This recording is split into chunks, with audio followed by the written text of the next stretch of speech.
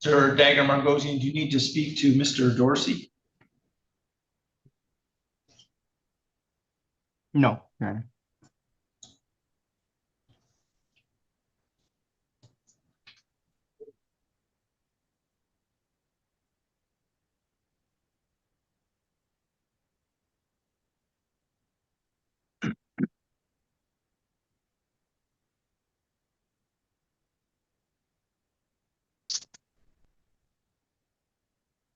Margosian.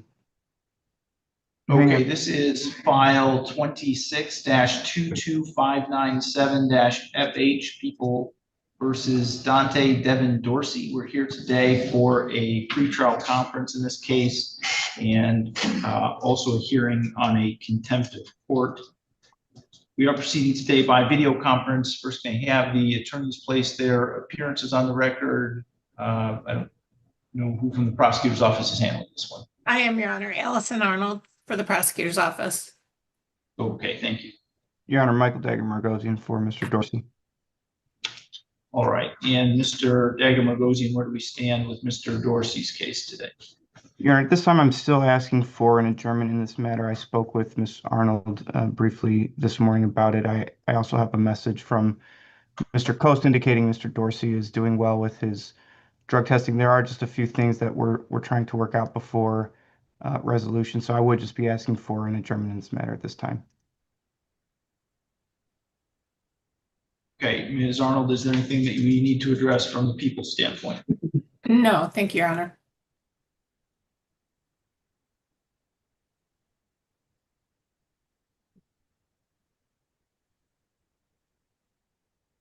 All right, I will set this out then for another pretrial on July 1st, if that date works.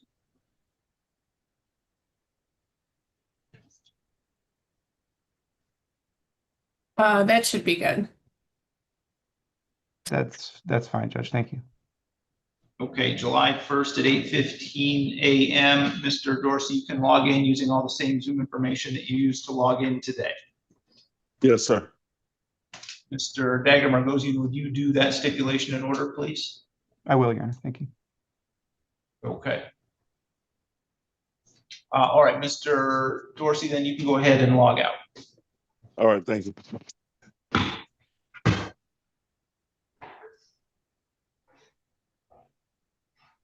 Okay, the gentleman there in the room with the crutches, what's your name, sir? John Taylor. Okay.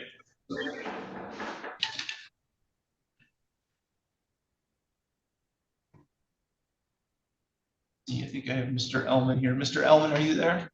Good morning, Your Honor. Good to see you. Do you need to speak to Mr. Taylor? No, Your Honor. I think we're ready to proceed. Okay. This is Hillsdale County File 26-50-6296-FH. People versus John Taylor. We are here today for a pretrial conference in this case, and we are proceeding today by video conference. First, can I have the attorneys place their appearances on the record, beginning with Ms. Wisniewski. Morning, Jamie Wisniewski on behalf of the people, Your Honor. And good morning again, Your Honor. Robert Ellman with and on behalf of Mr. Taylor. And Mr. Ellman, where do we stand with Mr. Taylor's case? Your Honor, unfortunately, since our last adjournment, I had a death in my family and I've been out of the office, so I need a little more time to move forward. So I'd be asking for an adjournment of the pretrial. However, you should have in your file, I filed an emergency bond motion last week that I believe is on the docket for today.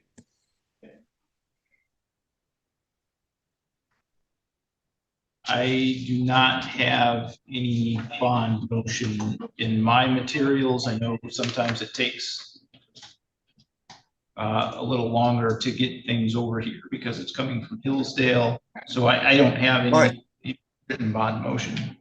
I believe I did send it directly to your clerk, Your Honor. If I can have a moment to check, or if we can pass the matter and try to find it. It is a rather urgent situation, so I would like to address it. All All right, we can pass that. We'll take a look and see if I can find something. Thank you, Your Honor. I'm sorry about that. All right, Mr. Taylor, I'm going to put you back in the waiting room until we're ready to proceed on your case. Okay, thank you.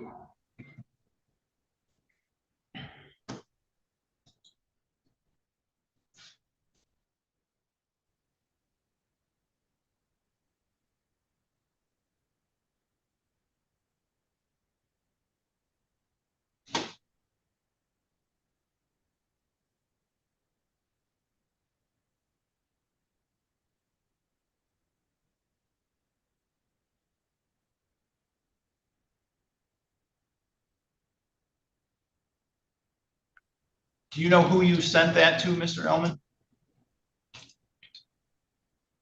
Yes, Your That's Honor. right, I got was it. I'm bringing it in. Ms. McGrain, if you said something, I did not hear what you said.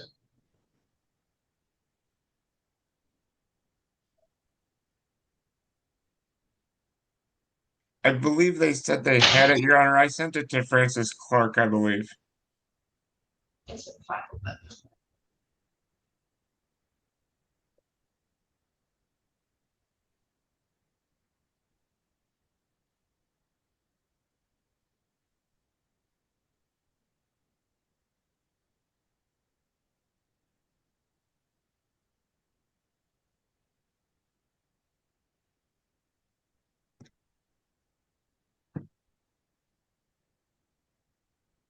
Okay, Ms. Underwood, do you need to, I'm sorry, are you ready to proceed with Mr. Johnson? I can proceed with Mr. Johnson, Your Honor. Do we still have Mr. Clark or Mr. Collar on the screen, Your Honor? Yeah, sorry, I forgot about him. Let's finish that one first. Mr. Collar, Hang on, Ron, he's still in the waiting room. Or he's still in the breakout room. thank you. All right, so we're back on the record in People versus Collar, file 26-22490-FH. Ms. Underwood, what is there anything else to address at this point? Just that, Your Honor, Mr. Collar did provide to my office proof of admission to rehab and also sober living receipts that I am forwarding to Mr. Coast in the court, even as we speak. He just wanted the court made aware of that. Thank you. All right, well, it doesn't change the fact that he failed to appear at sentencing on March 12th, and we haven't had contact with him since, and there's no pre-sentence investigation report prepared. And so given those circumstances, I need to know where he is so that we can at least get the pre-sentence investigation report prepared. If after that's been accomplished, you want to schedule a hearing and bring this other information forth, then I'll be willing to consider it at that time if it's there. Thank you. But at this point, I'm not going to change his bond until the PSI is prepared. Understood, Your Honor. All right, Mr. Collar, you can let the officer with you know that you're done with court for today. Your Honor, all I had, I had all my stuff is taken care of, and I just have that bond, and then once I fill out the PSI, just turn it into Mr. Coast. No, someone from the probation department is going to be over to the jail to do an interview with you to do your pre-sentence investigation. Okay, all right, thank you, sir. Yep, thank you.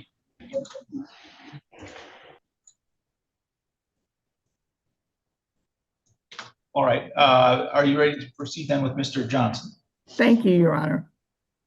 This file 24-21757-FH, People versus Stephen Jermaine Johnson. We are here today for a pretrial conference and we're proceeding by video conference. First, can I have the attorneys place their appearances on the record? Good morning, Your Honor. Sarah Brunner, Assistant Attorney General for the People. Your Honor, I think this is a violation of probation hearing, not a pretrial. You are correct. Thank you, Your Honor. Rhonda Underwood for Mr. Johnson.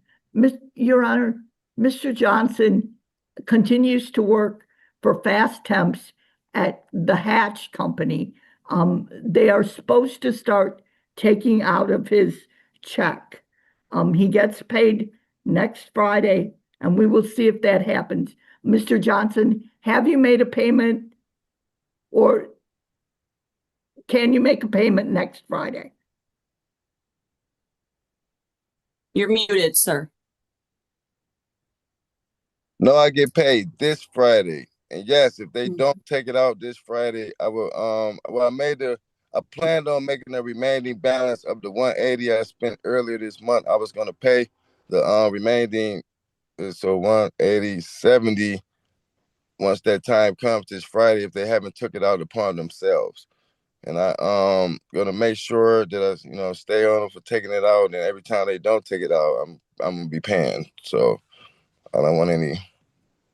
I wonder if we could have a brief adjournment to see that this stabilizes, Your Honor. Okay, so we were here last time, Judge, and we adjourned this to see if the income withholding order started. That was just a couple weeks ago. It hasn't started at this point, but the defendant should also know that the payments that he made are getting split between his child support matters. So the amount that he just stated is the balance is not going to make him current on this case.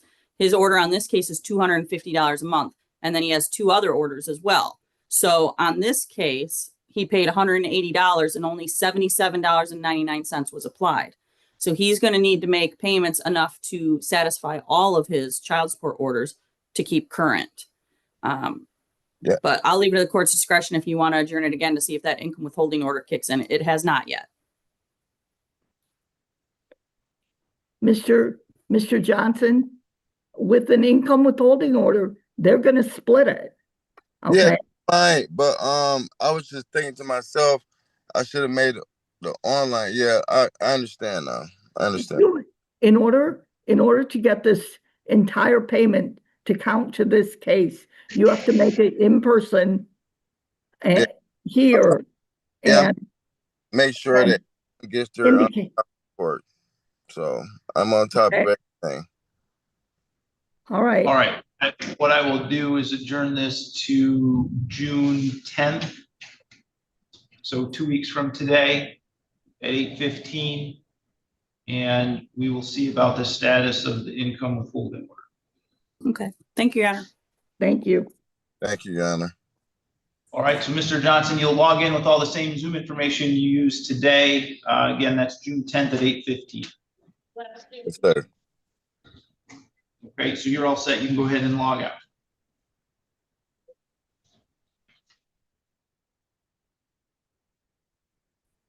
Ms. Underwood, do you need to speak to Mr. Hennigan? Yes, please, Your Honor.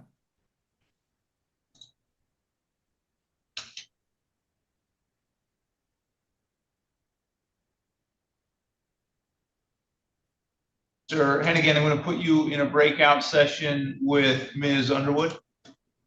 Okay.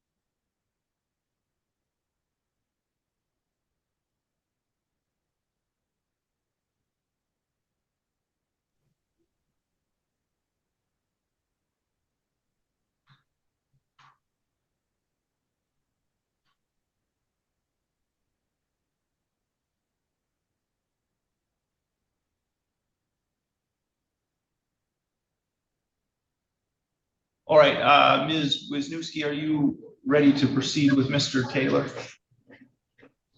Yes, Your Honor, I am.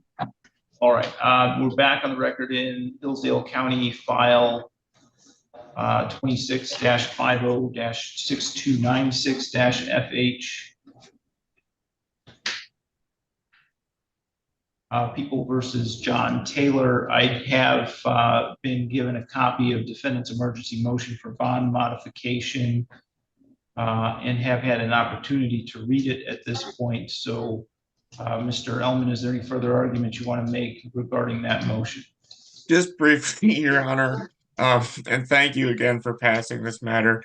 I know Ms. Wisniewski had contacted the jail and shared some information with me, which I very much appreciate her doing, but it also does make me more concerned for Mr. Taylor's condition.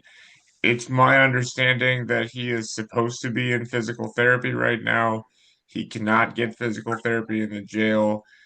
It's my understanding that he needs to meet with his orthopedist. I believe that's the correct word. And the orthopedist that will go to the jail will not meet with him because he was not originally their patient. As well as the fact that I know Mr. Taylor was prescribed to have Suboxone 3 times a day, and based on jail policy, they'll only give it to him twice.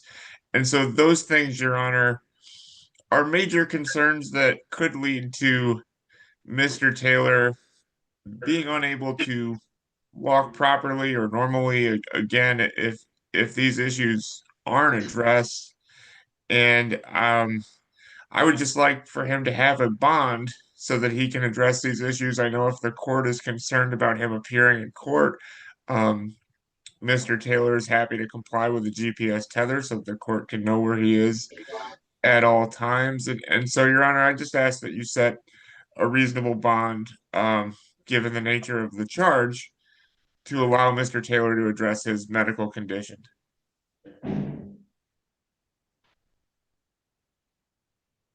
Okay, Ms. Wisniewski. Thank you, Your Honor. After I received Mr. Ellman's motion, I did give him a call because I was able to contact jail staff and they obtained a release from Mr. Taylor to speak with me about that, just so we could get some updated information about what was happening in the jail, because obviously Mr. Ellman and I are not intimately familiar with the daily goings on there. So the information that I was provided with is that prior to his incarceration, Mr. Taylor did receive some kind of a surgery and that he had been given crutches for a period of time. And then in December of 2025, he was given the order from the doctor to discontinue use of the crutches except as required due to inclement weather, and that he was supposed to begin physical therapy in the fall but never did. So he was given a follow-up prescription for physical therapy in December, but then to my knowledge did not begin that. When he was incarcerated, there's no record of him having started that, and that was in January. He was in January for a brief period of time, and then he was released and then reincarcerated. So he left the jail January 18th and then was sent back on March 2nd. In that time, he did miss an appointment with his doctor, and to my knowledge, still had not followed up with treatment and was still continuing to use the crutches, even though that was against the recommendation of the physician at that point. Since his time in the jail, it is my understanding from the nurse that he is not able to receive physical therapy while he's there. However, he did complain, I guess, recently at some point of some additional swelling or discomfort due to his issue with his hip and his leg. And they did have him seen by a physician, and he was given basically an ibuprofen prescription to be given during the day to help with that. And then they did give him an x-ray and said that there was nothing left for them to do at that point. He would just have to follow up with ortho when he was released. Mr. Ellman did correctly state, I was advised that the local doctor will not see him. I guess this is like a territorial thing. They will only see you if you are a patient there. So if he was seen by a different clinic, a new one will not pick you up for treatment. So they will not see him. And I was advised that he was given some exercises to work on that from Lifeways. I don't know how that happened, but they apparently gave him some things. But I understand he's indicating that this is a very large discomfort for him, and he is given Suboxone. Mr. Ellman is correct also that they will only administer it twice a day and not 3 times. But at this point, he was not following up with treatment prior to going in either. So this is an exacerbated condition related to his failure to follow up with that treatment. Even when he was released, he wasn't going. And there is a very real concern that he will not appear. He did abscond for a period of time. And so we do have some concerns that he would not come back. As it relates to the GPS tether, I would be concerned that if we release him on a GPS tether, that it will just be a short time before we're back here again, before someone's claiming that the GPS tether is somehow inhibiting his ability to be mobile now because it's adding additional something. That's my concern at this point. And Your Honor, if I can respond. Go ahead. I think I understand counsel's point about Mr. Taylor, missing his appointment, but I don't think that negates the fact that he needs to have those appointments, and now he's in a place where he's unable to do so. Additionally, with the GPS tether, I don't know, if that would create any kind of medical issue that would somehow allow him to not get the treatment that he needs. However, I would argue that we should cross that bridge when we get to it, rather than just not do that now because of that possible concern.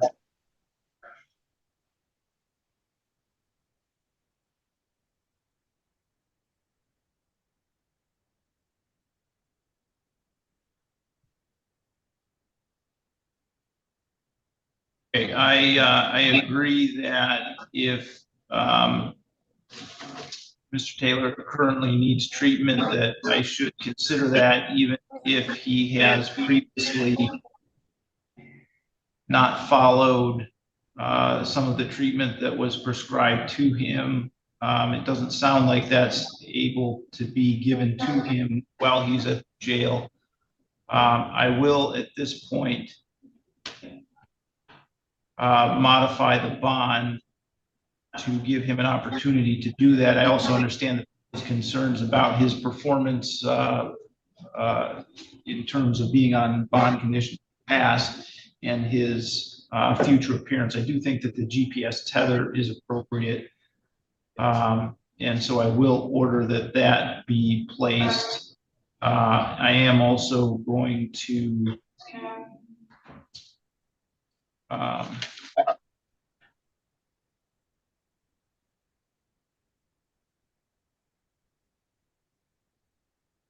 what is his bond now?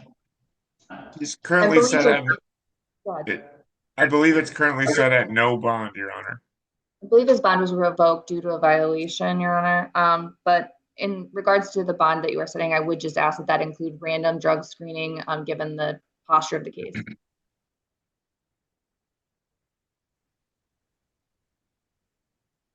I will set the bond at $5,000 cash surety or 10%, and also require random drug testing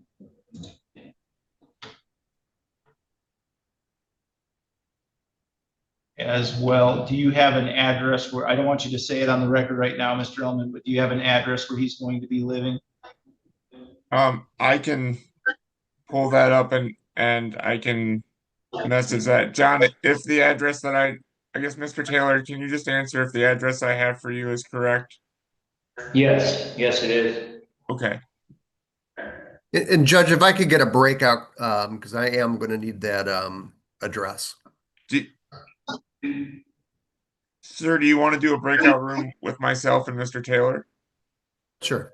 And we can, okay. And Your Honor, just so I am clear, so I don't misunderstand, the $5,000 bond, does he have a 10% privilege on that? Yes. Okay, thank you.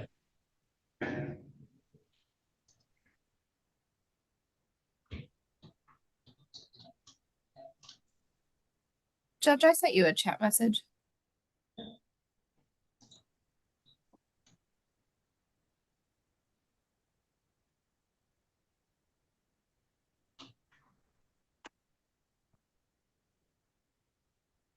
I'm not as familiar with Hillsdale County. Do they have someone there that can monitor the tether and do the drug testing? So Yes. We do have, we have pretrial services. He just has to be assigned to community corrections, which is Mr. Mark Katz. And then we do have regular drug screening available through the courthouse, and they have a whole system.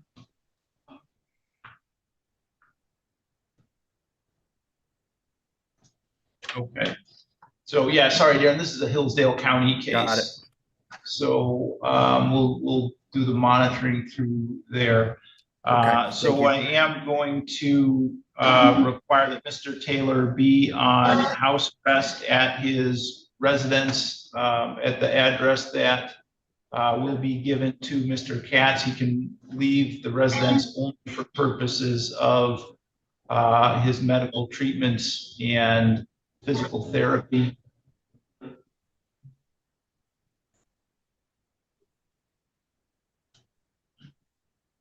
Shall not use any alcohol, marijuana, or illegal controlled substances, participate in random drug testing.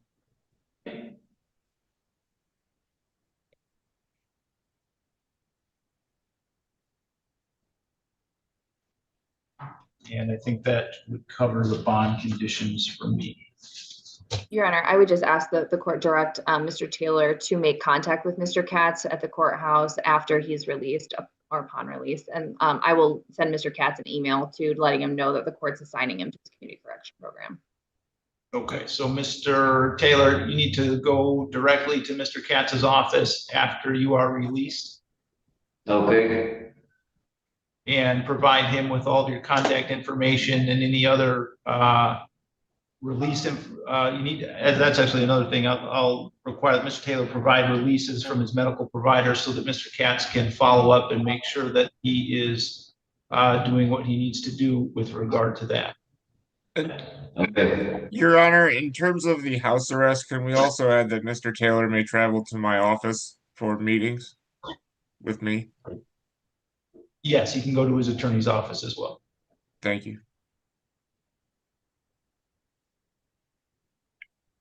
And Ms. Wisniewski, I'm sorry, I just want to make sure that, is there anything I need to do to put the tether process in motion, or will your office handle that?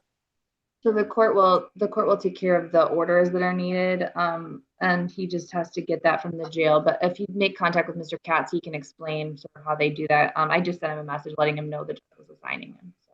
Thank you. Okay. Thank you, Your Honor.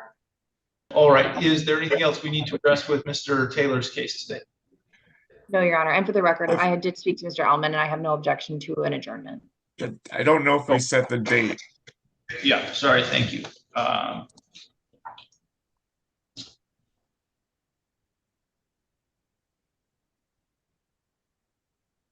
you available on July 1st?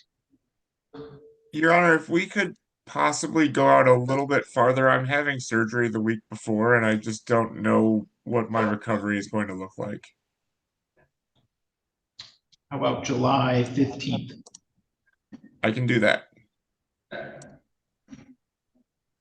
Okay, so July 15th at 8:15 a.m. will be the next pretrial. Thank you, Your Honor. Thank you, Your Honor. Thank you, then, Mr. Taylor. You can let them know that you're done with court for today. Okay, all right. Do you need my address and all that? You'll provide that to Mr. Katz when you see him. Okay, yep. All right. Thank you, Your Honor. And call me when you get out, John, okay? Yep, I sure will. Thank you, Mr. Ellman. And Judge, thank you for hearing my motion on short notice. I very much appreciate it. No problem. Have a good day. Thank you, you too. Okay, let's see. Ms. Underwood, are you ready to proceed with Mr. Hennigan? Yes, thank you, Your Honor. Okay, this is file 25-22289-FH, People versus Dewan Naray Hennigan. We are here today for a pretrial conference, and we are proceeding today by video conference. First, can I have the attorneys place their appearances on the record? Good morning, Your Honor. Sarah Brenner, Assistant Attorney General for the People.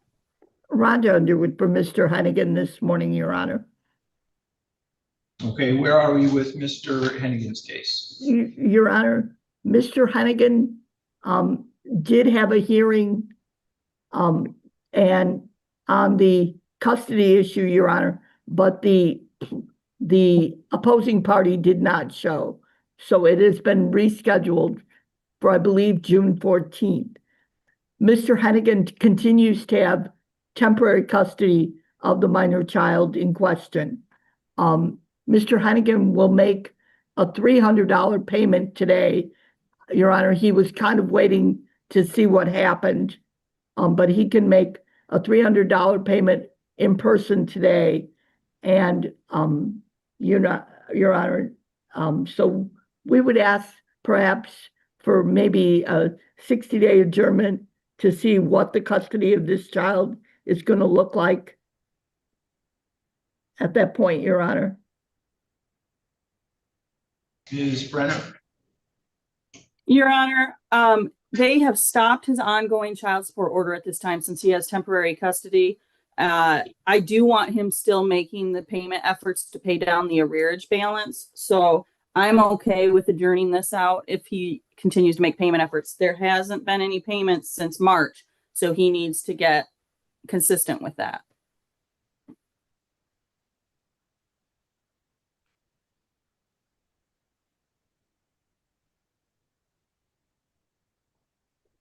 Okay, I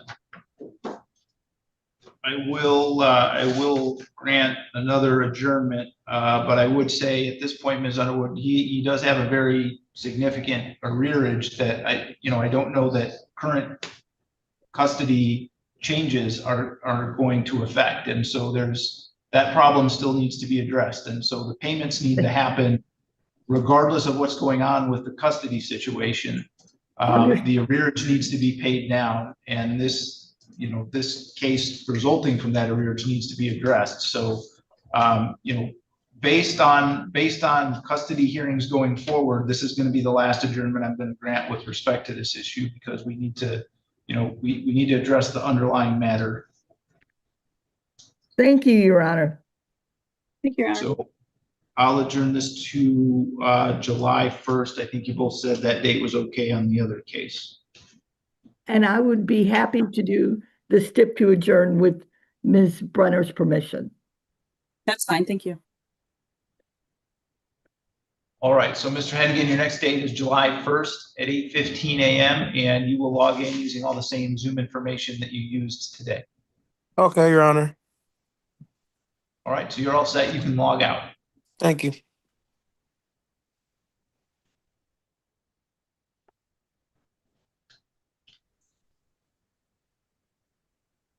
All right. I have someone here from Michigan Department of Corrections. Can you tell me your name?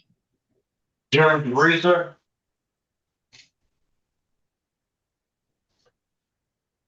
All right. Ms. Underwood, you need to speak to Mr. DeVries. Yes, thank you, Your Honor.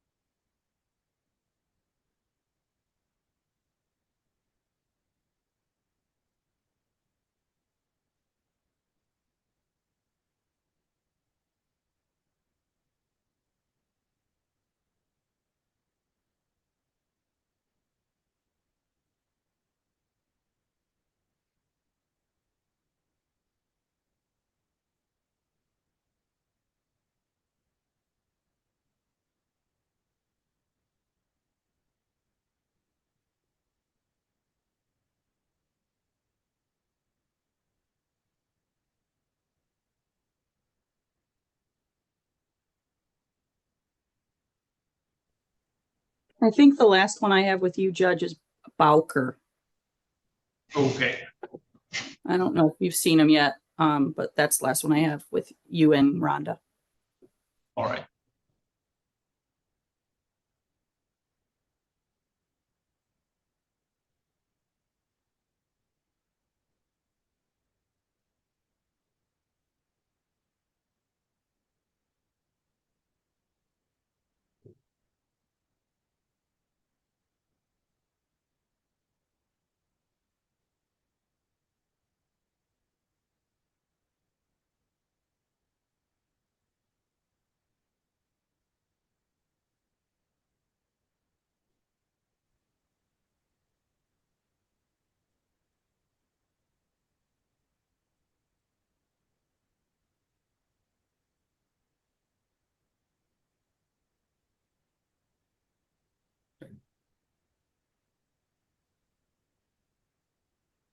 This is file 26-22628-FH People versus Jeremy Allen DeVries. We are here today for a pretrial conference in this case, and we are proceeding today by video conference. Do we have a prosecutor handling this one? I believe it's Mr. Bayonetto. Someone may be covering for him today, Your Honor. Sorry, Your Honor, I didn't realize that. Phoebe McClure, on behalf of the people. Okay, Ms. Underwood, do you want to place your appearance on the record? Oh, Rhonda Underwood, I'm sorry, Rhonda Underwood for Mr. DeVries this morning, Your Honor. Thank you. Okay, and where do we stand with Mr. DeVries' case? This is our first pretrial, Your Honor. There's an offer in place. Mr. DeVries, I think, has a couple questions. So I think we'll be able to resolve this matter, Your Honor, with one more pretrial, if I could just ask the court. Okay, Ms. McClure, anything to address from the people's side? No, Your Honor, no objection to the adjournment. And I would be happy to do the stip and order in this matter, Your Honor. I would also ask, can we confirm that Mr. DeVries has fingerprints so we know whether or not this needs to be in person, Your Honor? I do have fingerprint information in our file, so we're all set there. Thank you. Okay, let's go with July 1st then at 8:15 a.m. Thank you, Your Honor. And Ms. Underwood, would you do that stipulation in order? With Ms. McClure's permission. No objection.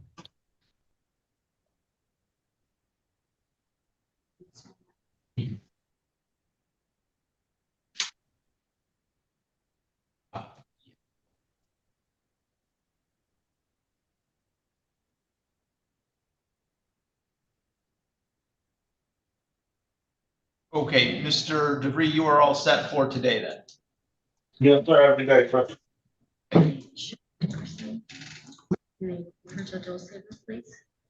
Okay, Ms. Underwood, have you heard from Mr. Bowker at all? I have not, Your Honor. I tried to reach him earlier this week. All right, this is file 24-21719-FH People versus James Thomas Bowker. We are here today for a pretrial conference in this case, and we are proceeding today by video conference. First, can I have the attorneys place their appearances on the record, beginning with Ms. Brenner. Good morning, Your Honor. Sarah Brenner, Assistant Judge for People. Rhonda Underwood for Mr. Bowker, Your Honor. All right, the record should reflect that this was set for a pretrial conference this morning at 8:15 a.m. It is now 9:09 a.m. Mr. Bowker is not present in the courtroom and he is not logged into the Zoom session. I have identified everyone that has been in the Zoom waiting room. There is no one there now, and Mr. Bowker has never been present this morning. Ms. Underwood, is there anything you'd like to say with respect to Mr. Bowker at this point?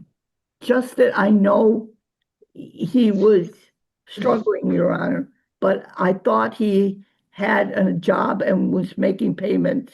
I hope to get in touch with him, and I know it's not his usual practice not to show up. So, And he's stopped making payments. The last time we were here, he said he had lost his job. He was living with his parents. And you had indicated that today would be the last adjournment, Your Honor, and we would anticipate a plea at this point. I would be requesting a bench warrant. All right, in reviewing the file, there is a prior order to show cause for Mr. Bowker's failure to appear on March 19th at a pretrial on that date. So he does have one prior failure to appear. Based on that, I am going to issue a bench warrant for Mr. Bowker's arrest for the failure to appear again this morning. I will set bond on that bench warrant in the amount of $25,000 cash or surety.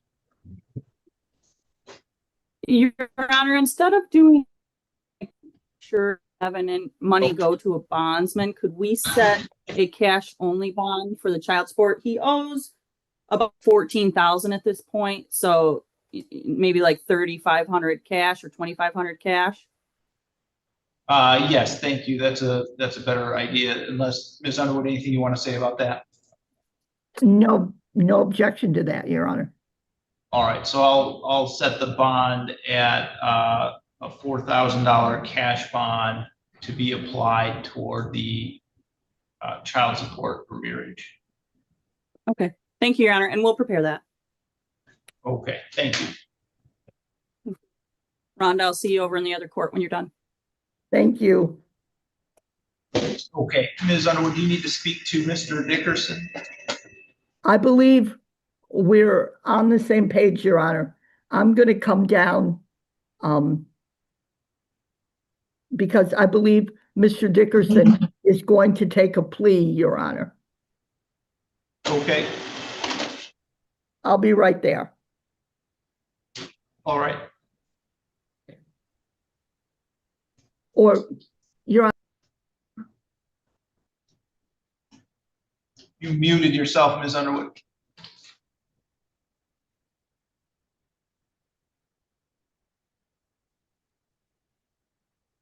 I'll be right down. Okay.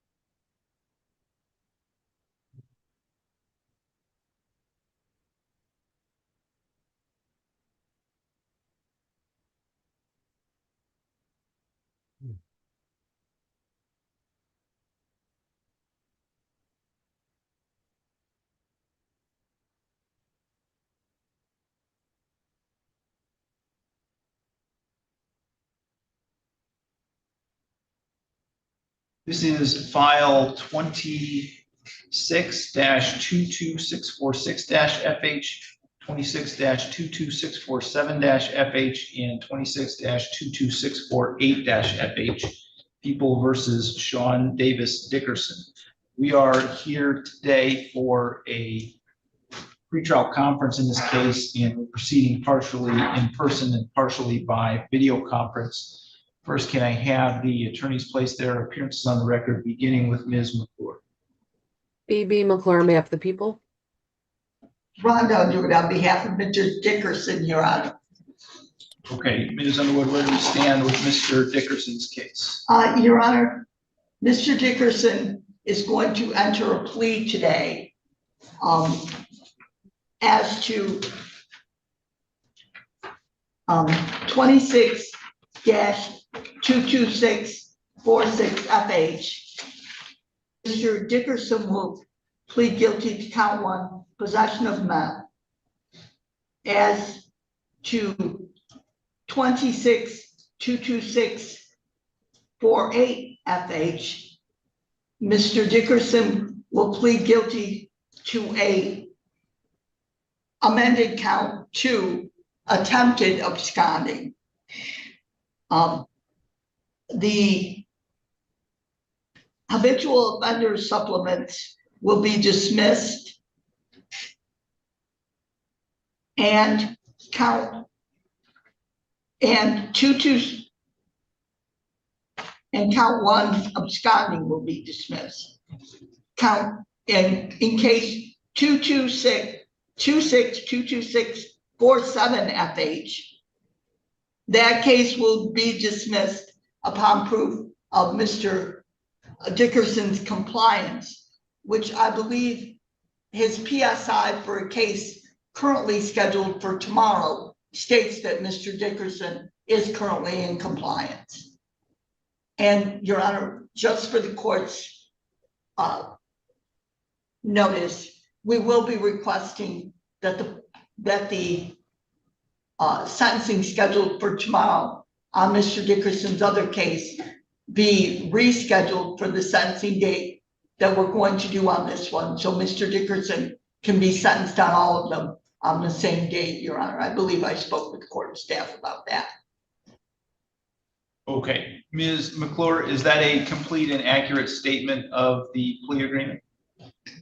It is, Your Honor, but I don't have a copy of the PSI for whatever case is up tomorrow. And according to the registry website, he hasn't verified since May of 2024. So the website's not updated. That doesn't necessarily mean he hasn't registered since then, but that's the first thing I check. Otherwise, we could go off of whatever proof of verification we have. All right. Okay, well, that dismissal is between the prosecutor and defense. So I would assume that nollie pros would only come once the prosecutor is satisfied. So I think we're okay there. Mr. Dickerson, would you raise your right hand? Sir, do you swear or affirm to tell the truth, the whole truth, and nothing but the truth under penalty for perjury? Yes, I do. You are Sean Davis Dickerson? Yes. Mr. Dickerson, you've heard the statements of your attorney and the prosecuting attorney. Is it your intention in file 26-22646-FH to plead guilty to count 1, possession of methamphetamine or ecstasy? Yes. Do you understand that the maximum possible penalty for that offense is up to 10 years in prison and or a $15,000 fine? Yes, sir. Is it also your intention to plead guilty today in file 26-22648-FH to count 2, attempted absconding or forfeiting bond? Yes, Your Honor. Do you understand that the maximum possible penalty for that offense is up to 2 years in prison and or a $5,000 fine? I do, Your Honor. Are you satisfied with Ms. Underwood and the advice that she's giving? Yes, I am. Neither the prosecutor, defendant, or anyone acting on the defendant's behalf has discussed a possible sentence with the court. Is that correct, Ms. McClure? That is correct. That is correct, Your Honor. Is that also your understanding, Mr. Dickerson? Yes, Your Honor.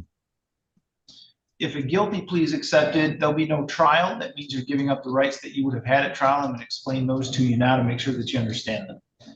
You have the right to a speedy public trial by jury. You could ask for a non-jury trial, and if the prosecutor and the court agreed, you could have a non-jury trial. You have the right to be presumed innocent until proven guilty beyond a reasonable doubt. You have the right to have the prosecuting attorney prove beyond a reasonable doubt that you are guilty, and you do not have to prove anything. You have the right to be present at your trial, to have the witnesses against you appear at your trial, and to ask those witnesses questions. You have the right to have the court order any witnesses that you have for your defense to appear at your trial. You have the right to remain silent during your trial and not have that silence used against you. However, you also have the right to testify at your trial if you wanted to testify. Do you understand, Mr. Dickerson, that if your plea is accepted, you may be giving up the right to appeal issues that would otherwise be appealable if you were convicted at a trial? Yes, Your Honor. Do you also understand that any appeal from the conviction and sentence pursuant to your plea would be by application for leave to appeal and not by right? Yes. If you are not a citizen of the United States of America, conviction of a crime can result in deportation, exclusion from admission to the United States of America, or denial of naturalization. Do you have any questions about any of those rights? No, I don't, Your Honor. Do you understand that you're giving those rights up? Yes, sir. How do you wish to plead to the charge in file 26-22646-FH that on or about December 31st, 2025, in the city of Adrian, County of Lenawee, State of Michigan, that you did commit the offense of possession of methamphetamine? Guilty. And how do you wish to plead to the charge in file 26-22648-FH that on or about April 23rd, 2026, in the city of Adrian, County of Lenawee, that you did commit the offense of attempted absconding or forfeiting bond? Guilty, Your Honor. Has anybody made any threats or promises to you to induce you to plead guilty to those charges? No, sir. Do you understand that if I accept your pleas, you're giving up any and all claims that those pleas are given as a result of threats or promises that were not disclosed to the court on the record today, or that it was not your own choice to enter those pleas? Yes, Your Honor. The prosecutor or defense counsel aware of any promises, threats, or inducements other than plea bargain to induce Mr. Dickerson to plead guilty today? None, Your Honor. No, Your Honor. We do not have advice or rights forms for Mr. Dickerson that I can see in the file. Do you have those, Ms. Arnold? I have a signed plea agreement, Your Honor. I'm sorry. I need the advice of rights form. That's not what I'm asking about. No, All right. Kelly, can you call the jail and ask them to take him? They've got him at the jail. We will have them take him some copies to sign right now. Hi, it's Kelly and General Secrets. Would you be able to take 2 copies of the advice of rights forms to Mr. Dickerson, Sean Dickerson, and sign them, please, to the judge? Thank you. All right, bye.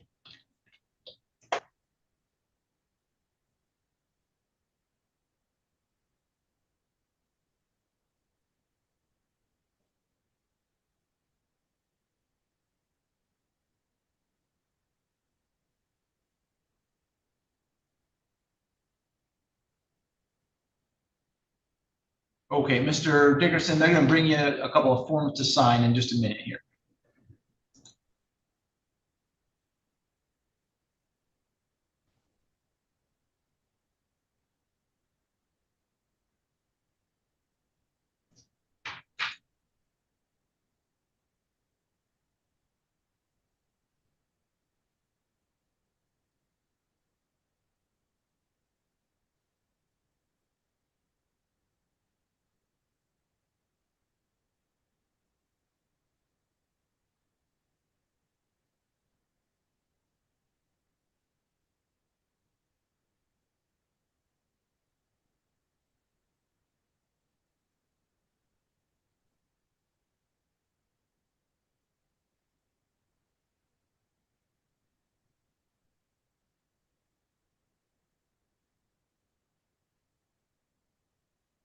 I'm signing, Your Honor.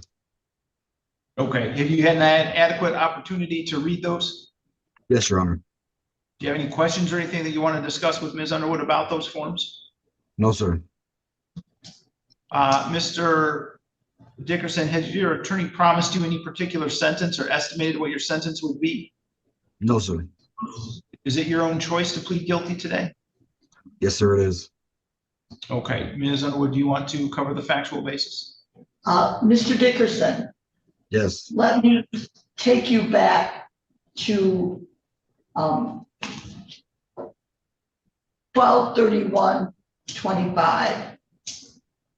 Were you in the city of Adrian, county of Lenawee, state of Michigan? Yes, I was. And at that time and in that location, did you possess what turned out to be methamphetamine? I did. And you knew that was an illegal substance? I did. And you have no legal reason to possess methamphetamine? Correct. And Mr. Dickerson, Yes, ma'am. on 4/23/26, you had a court date, correct? Correct. And you failed to appear for that court date, correct? Correct. Correct. And at that time, you did not intend to appear in court, correct? That is correct. And you knew that that is absconding on bond. I did. I believe the facts have been established, Your Honor. Ms. McClure, are the people satisfied with the factual basis?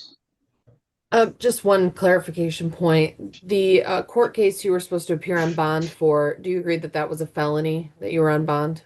Yes, I do. Okay, people are satisfied. Has the court complied with MCR 6.302 B, C, and D, Ms. McClure? It has. Ms. Underwood? It has.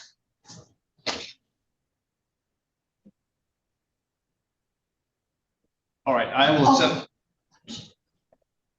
Sorry, I just have one question for Mr. Dickerson. Go ahead. Mr. Dickerson. Yes. Pursuant to this case, we reviewed a plea agreement form, correct? Correct. And you gave me permission to sign that plea agreement form on your behalf. Correct. Okay, thank you, Your Honor. Thank you, Your Honor. I would like to submit that at this time. Okay.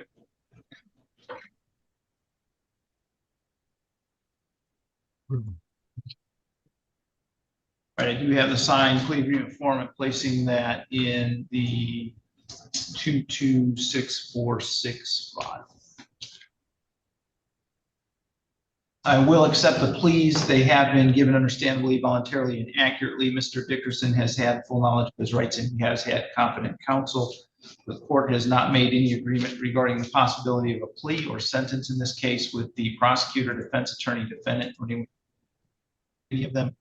I will refer this matter to the probation department for a pre-sentence investigation and set sentencing for July 2nd at 8:15 a.m. Thank you, Your Honor. Mr. Dickerson, someone from the probation department will be in touch with you to do a pre-sentence investigation interview. When you do that interview, please be truthful about these offenses and about your background. Yes, sir. Now, Your Honor, is my sentencing tomorrow being pushed back also? Yeah, we'll adjourn the sentencing tomorrow till that same July 2nd date. Okay. All right. Thank you. Thank you, Your Honor. Thank you, Ms. Underwood. I believe that's my docket this morning. I believe you are correct. Thank you.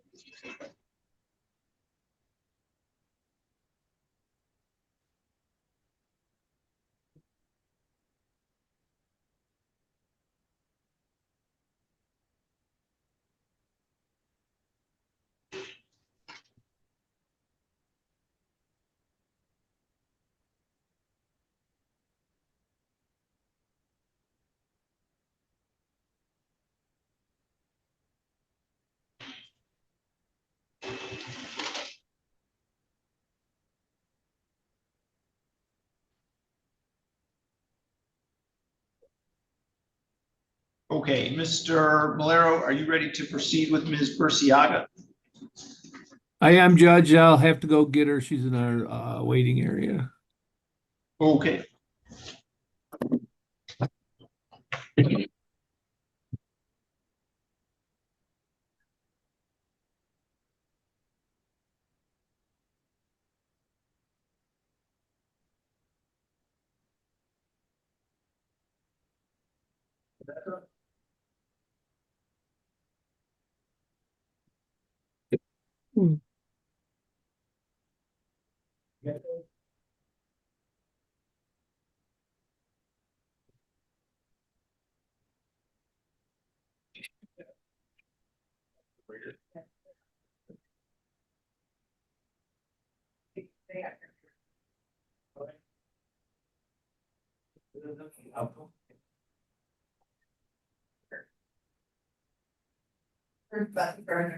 Okay, thanks.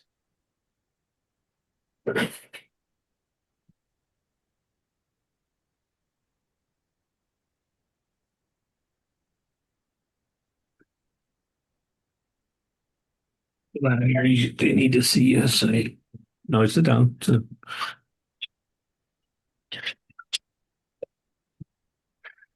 Figure out how to turn on my rear camera so the judge can see you.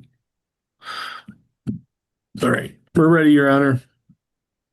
This is file 25-22435-FH and 25-22436-FH. People versus Vanessa Monique Burciaga. We are here today for a pretrial conference, final pretrial conference in the file ending 435 and a pretrial in the 436 file. Proceeding today by video conference. First, can I have the attorneys place their appearances on the record? B.B. McClure on behalf of the people. Salvatore Malero on behalf of Vanessa Burciaga. And Miss, you are Vanessa Monique Burciaga, correct? Yes, sir, I am. All right, Mr. Malero, where do we stand with Ms. Burciaga's case? Judge, I believe we have reached an agreement on this matters wherein on the 435 FH file, Ms. Burciaga will be pleading guilty to possession of a controlled substance less than 25 grams. That is a 4-year felony G grid. On the 336 FH file, Ms. Burciaga will be pleading guilty to count 2, possession of methamphetamine, a 10-year Class D felony, and count 3, arson prep to burn less than $200. That is a 93-day misdemeanor. There is no sentencing agreement. And in exchange, in the 435 FH file, count 1 will be dismissed. In the 336 FH file, that should be 336, Judge, not 346. The count 1 home invasion will be dismissed. And I believe that is the entire plea agreement that we have reached with the prosecutor and Ms. Burciaga. All right, is that a complete and accurate statement of the plea agreement, Ms. McClure? It is, Your Honor. And I apologize, I did transpose the numbers. It should be 436, not 346, both in the header and in the body. Oh, yeah, I got to mess that up.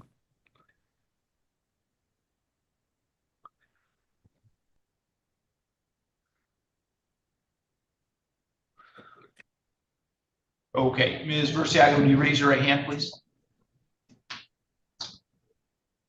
It looks like your left hand. Do you swear or affirm to tell the truth, the whole truth, and nothing but the truth under penalty for perjury? Yes, Your Honor, I do. And you are Vanessa Monique Burciaga, correct? Yes, sir. Ms. Burciaga, you've heard the statement of your attorney and the prosecuting attorney. Is it your intention to plead guilty in file 25-22436-FH to count 2, possession of a controlled substance of less than 25 grams? Yes, sir.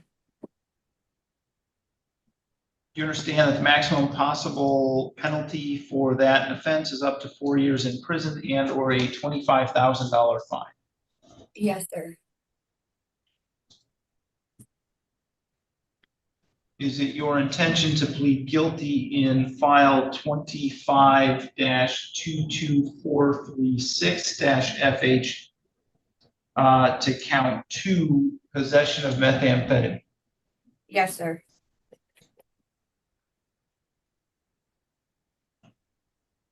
And you understand that the maximum possible penalty for that offense is up to 10 years in prison?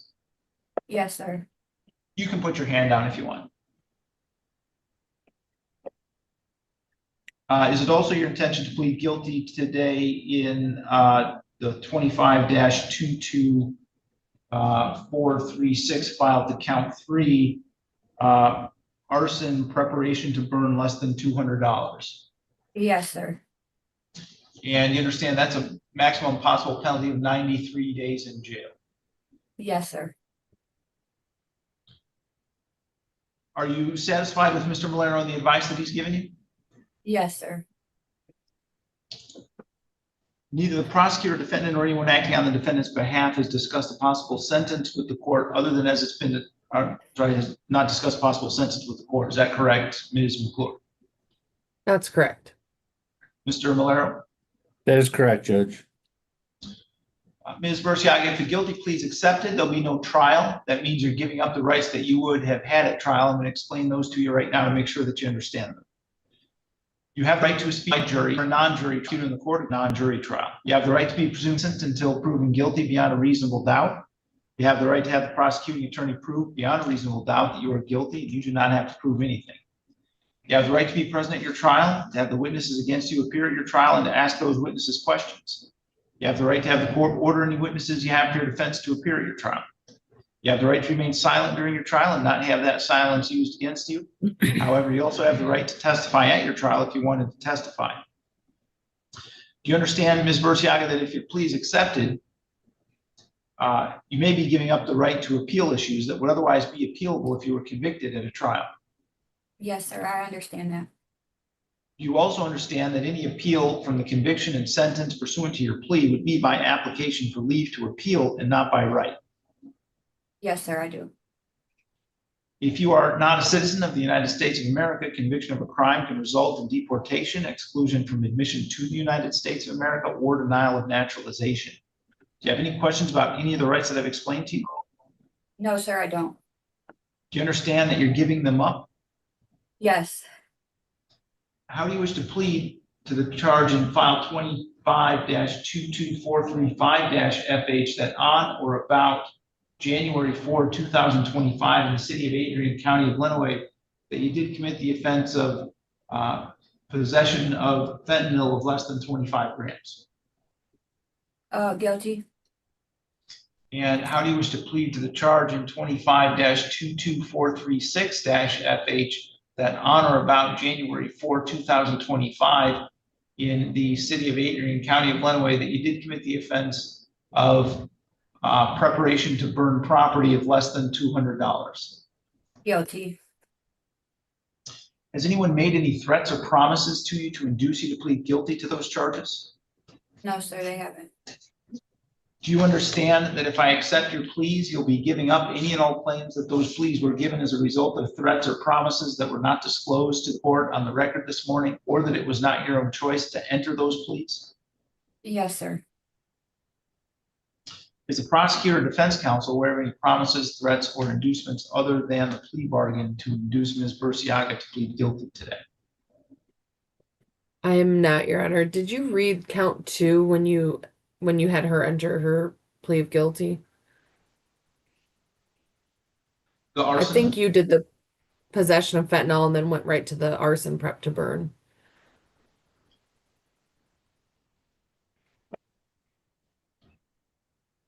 I'm confused on which one I missed.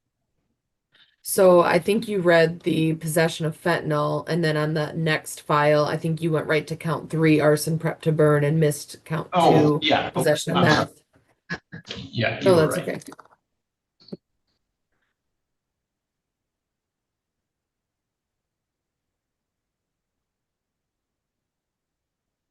Okay, so Ms. Burciaga, how would you like to plead to the charge in the other charge in file 25-22436-FH that on or about January 4, 2025 in the city of Adrian County, Illinois, state of Michigan, that you did commit the offense of possession of methamphetamine?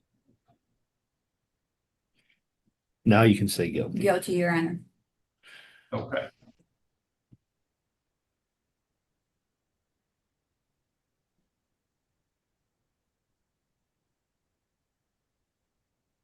All right. Has your attorney promised you any particular sentence or estimated what your sentence would be, Ms. Burciaga? No. Is it your own choice to plead guilty today? Yes. Mr. Malero, would you like to establish the factual basis? Yes, Your Honor.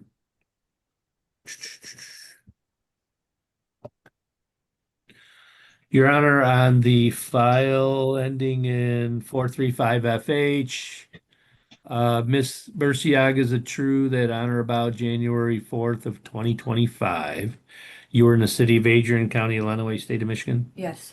And on that date, you knowingly possessed less than 25 grams of a controlled substance known as fentanyl? Yes. And that was pursuant to, or contrary to Michigan compiled laws 333.74032AV, Yes. a 4-year Class G felony. And you had no, you gotta say yes or no? Yes. And you had no legal right to possess that controlled substance? Correct. You gotta speak up. Correct. I did not. All right. Is the court and state satisfied with that, Your Honor? I'm satisfied on that charge. Yes, go ahead, Mr. Malero.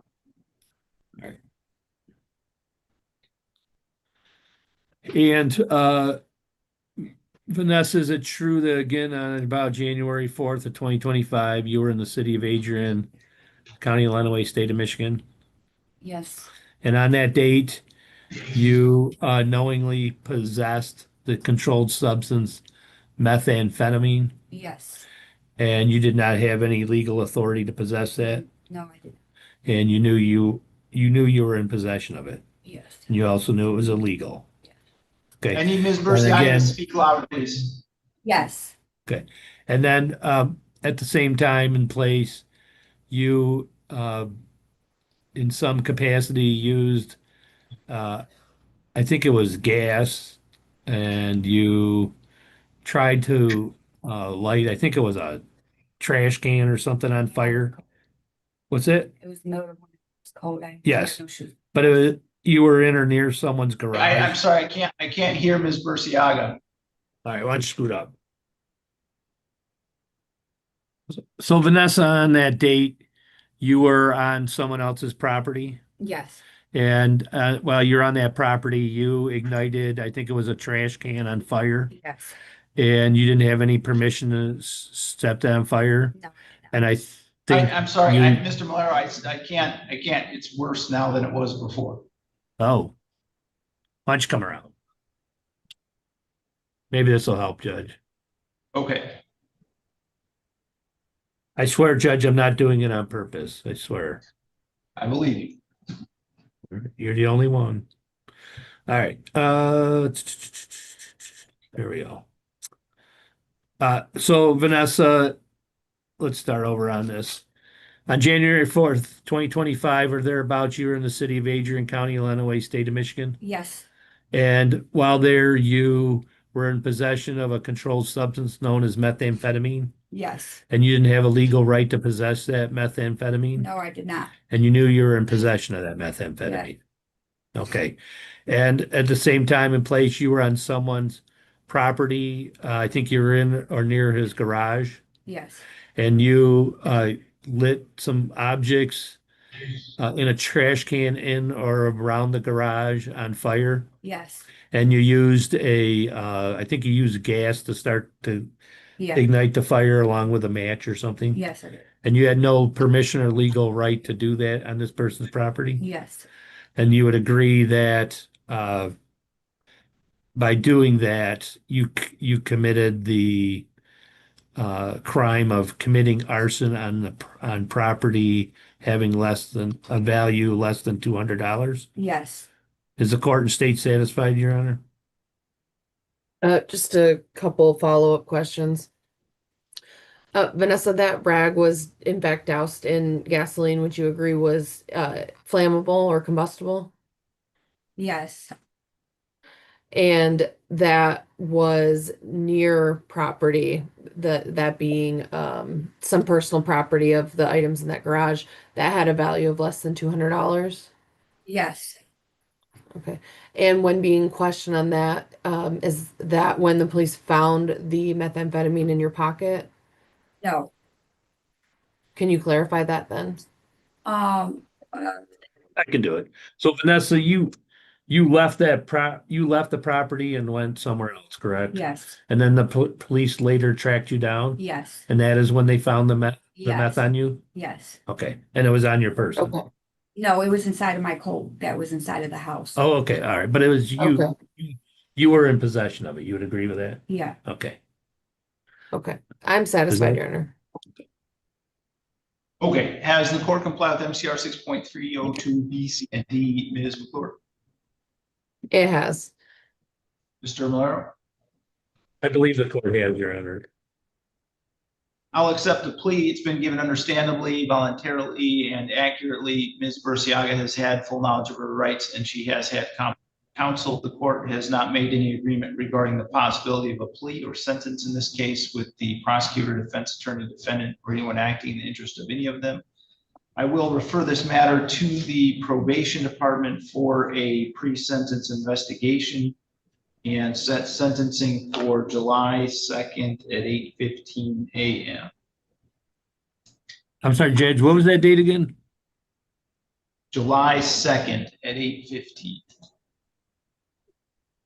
All right. Okay, thank you. Your Honor, could we go one more week out on that sentencing? I'm going to be gone that week and someone might come in and speak at this. I don't anticipate him coming in to speak, but just in case. Okay, looks like the next available date then would be July 23rd. Okay, that works for the people. July 23rd at 8:15. Ms. Burciaga, someone from the probation department will be in touch with you to do a pre-sentence investigation interview. When you do that interview, please be truthful about these offenses and about your background. Yes, sir, I will. And Judge, I have a contempt of court on this Burciaga scheduled for 6/10 for testing positive twice for cocaine. I didn't know if you wanted to deal with that today or wait until June 10th.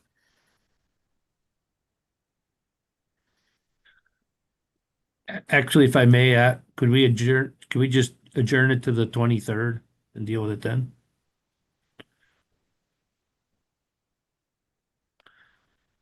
I have no, oh, I'm sorry. I'm sorry, go ahead, Ms. McClure. I was just going to say, I have no issue with that as long as she continues testing. And if there's another positive, potentially bring her in sooner than that. Yeah, and Judge, I've directed her to go see Mr. Coates when we're done here. All right, so I'll adjourn that to the date of sentencing, and Ms. Burciaga, you need to come see Mr. Coast immediately. And you also need to know that if there are further positive tests for any controlled substance, I'm going to request that Mr. Coast request a warrant rather than a show cause hearing. Okay, Thank you, Judge.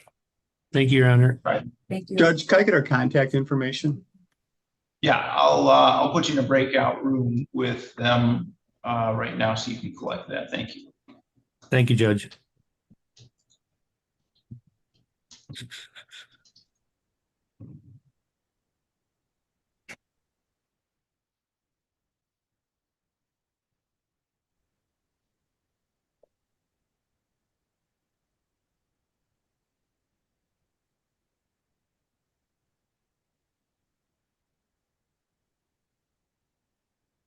Looks like you called for Nicholas Espen.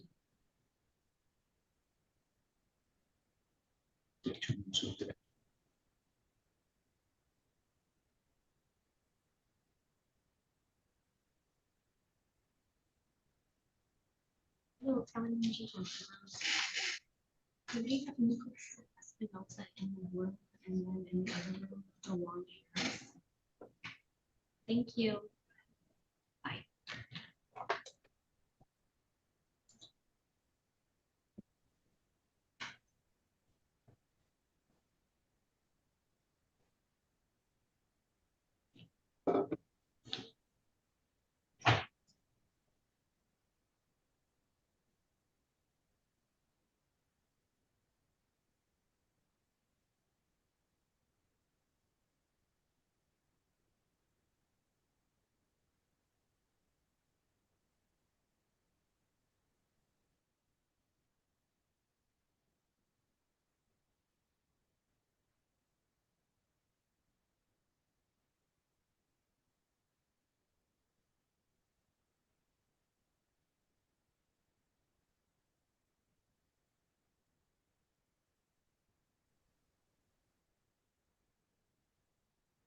Okay, Mr. Miller, are you ready to proceed with Ms. Service then? Judge, could I have a minute? I just gotta explain something to Ms. Murciaga, and then I'll be ready for Betsy. Okay, just let me know when you're ready. All right, thank you.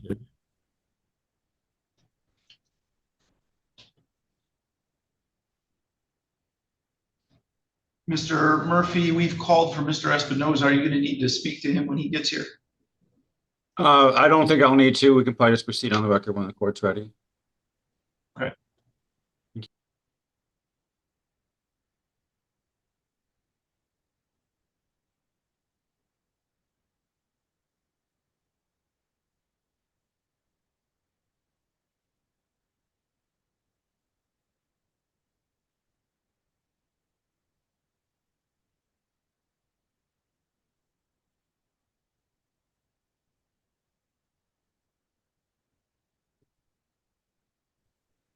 All right, sir, are you Mr. Espinoza?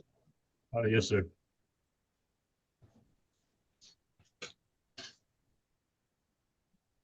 This is file 26-22655-FH and 26-22656-FH, People versus Nicholas James Espinoza.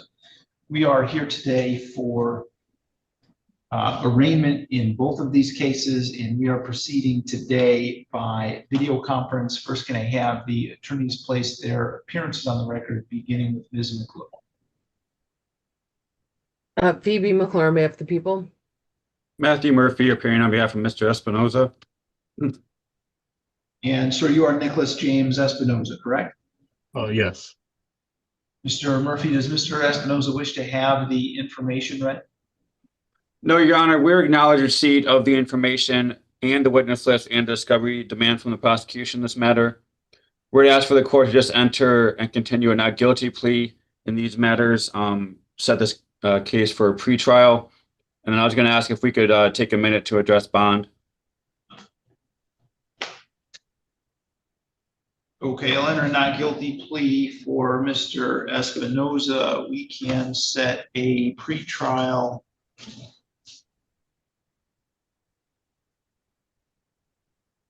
for July 1st if everybody's going to be here. I am not, but somebody could cover for me. Okay. July 1st. Yeah, I'll be available July 1st. Okay, so July 1st at 8:15 a.m. And what is it you'd like to say about bond, Mr. Murphy? Your Honor, I would ask the court to consider amending Mr. Espinoza's bond. At this point, I think that the district court had allowed Mr. Espinoza, if he was able to provide and provide confirmation, which my understanding would be a name and an address and phone number and actual communication with the person who Mr. Espinoza could stay with in lieu of the residence here that was shared with the complaining witness. We've tried and haven't been able to find anyone. We came close, a family member, but he ended up learning that his landlord would not let Mr. Espinoza stay there. Now, I would ask the court to consider allowing Mr. Espinoza to be released on a PR bond with a GPS tether, an understanding of the no contact, not to go anywhere near the residence, the shared residence here. From my understanding, there was some allegations and some communications between the complaining witness and Mr. Espinoza since he's been at the jail. From my understanding, those seem to have been, I guess, consensual. It seemed like there was a desire from both parties to communicate with each other, but I have expressed to Mr. Espinoza the order from the court applies to him. He is not to communicate with the complaining witness. Even if she tries to call, he needs to hang up and not further any communication. Again, the issue that we have here ultimately is I don't have a good address for him. I believe, though, if Your Honor was to allow him to be released with the placement of a GPS tether, he would be able to provide the court with an address within 24 hours. He just doesn't have his phone or anyone right now, again, to further that communication. Also, I think his communications have been restricted now since the preliminary examination. But I would ask the court to consider that. I understand, obviously, the court's concerns. I don't believe Mr. Espinoza is a flight risk. I believe that the imposing of a GPS tether, as well as his understanding that his bond will be revoked and he will spend the remainder of the time this case is pending in jail if there was further violations of his bond. I think that would be sufficient to alleviate the concerns of the community and the complaining witness for her safety. So I would ask the court to consider that in lieu of him staying incarcerated, to allow him to be released with the GPS tether so I can try to prepare the case with him out of custody. Thank you, Your Honor. Ms. McClure? I know this is your first time with the case with Mr. Espinoza, but we have litigated this issue of bond a number of times, and my arguments have relatively stayed the same. The one thing I'll say is since the last time we were in court, yes, Ms. Espinoza did report that he's been calling her from the jail, so I took action based on what she reported to me. My officer did some follow-up and found out that they were consensually talking to each other. He listed her phone number as his brother's phone number to get around the no contact order. But there were some video visits and phone calls, and each of those phone calls, the number did belong to the victim in this case. So my understanding is they have not restricted totally his phone call or his phone privileges. They've just blocked her number from being able to, be called. But more to the point of him being released on bond, I know that Mallory, the victim in this case, is afraid of him. His mom reached out to me and said she was afraid of him doing something to Mallory if he got out. So there's other family members that are speaking up against this. It's not just coming from the victim in this case and from the incident in question. This is one where we had to recharge a case that was previously dismissed because the assaultive behavior was escalating. So there's a very real threat to Miss Espinoza, especially now that she has testified. Just a couple weeks ago, I know I would say I think bond is appropriate as set. I think it's relatively low, 5,000, I think, per count. And but in addition, one of the things that people asked for if he were to post is that a condition of his bond be that he report to CMH. I believe he has insurance, that he report to CMH for a referral, for an evaluation. Other than that, I would oppose any further reduction and would ask that bond remain as is. I don't believe he has anywhere to go or be tethered to. Each family member that he indicated he could stay with has not has fallen through.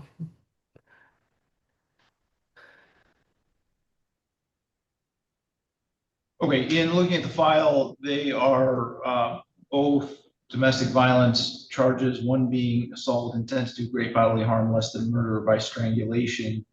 The allegation is that he attempted to strangle or suffocate the victim in that case. That's obviously very serious behavior. Attempted strangulation or suffocation is really a red flag in terms of potential lethality of the circumstances, and so I think that's very serious. I think with when I add to that, that there isn't a location or a home where Mr. Espinoza would go to, apparently based on the fact that there's no one willing to take him in at this point, there's no one that would be willing to supervise him at this point as well. And given the serious nature of the alleged offenses, I don't think that any further or any reduction of the bonds at this point would be appropriate. It's $5,000 cash or surety in one file and $5,500 cash or surety in the other file. I think those are extremely reasonable bonds in light of the circumstances here, particularly where there's some desire on both sides to continue to have communication, which also causes me great concern because these are two people that should not be in the same room together, and apparently for whatever reason there's some desire on both sides for that to happen. And the bonds are appropriately set as a way of hopefully ensuring that that doesn't happen. I don't think a PR bond at this point is appropriate, so I would deny that request. Thank you for considering it, Your Honor. Mr. Espinoza, you can let the officer with you know that you are done with court for today. Mr. Murphy, would you prepare a stipulation in order for the adjournment? Yes, Your Honor. Oh, I'm sorry, it was an arraignment, so we'll do the notice of the trial. I apologize. And just to clarify, that is that July 1st date? That's what I had down, July 1st. Yes. Okay. All right, thank you, Your Honor. Okay, Mr. Espinoza, you're all set for today. Thank you. Thank you, Mr. Espinoza. I'll talk to you again soon, okay? All right, thank you. Judge, actually, I'm sorry, I forgot to ask. Could the court do an order for the transcript? Preliminary exam transcript, I'm sorry. There's a form for you to request that. I don't just. Well, Phoebe, we'll be putting one in today. So I don't know, you'll get it from via that. So if you just wanted to wait, we'll get it in today. So. Okay, I'm sorry, I never know how to get those. Thanks. Okay. All right, Mr. Malero, are you ready to proceed with Ms. Service? Yes, I am, Your Honor.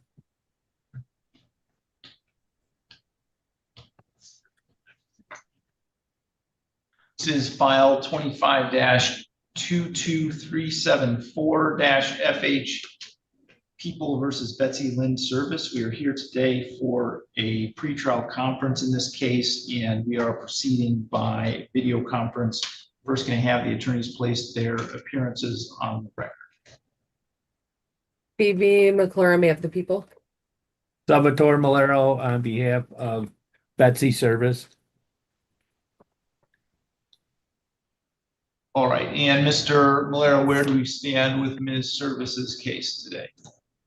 Judge, we have a plea agreement in the matter, although hopefully it's been corrected. This is not a plea before Judge Anzalone. It's a plea before you, Michael Olsaver. But Ms. Service will be pleading guilty to count 1 as charged. It doesn't specifically state it, but all remaining counts will be dismissed at time of sentencing. There is a sentencing agreement of no upfront jail, and Ms. Service may not possess any animals during her period of probation. There is no other sections of the plea agreement that have been marked, so that if it's necessary, they would not apply. I believe that is our plea agreement, Your Honor. Ms. McClure, is that a complete and accurate statement of the plea agreement? That is my understanding as well, yes.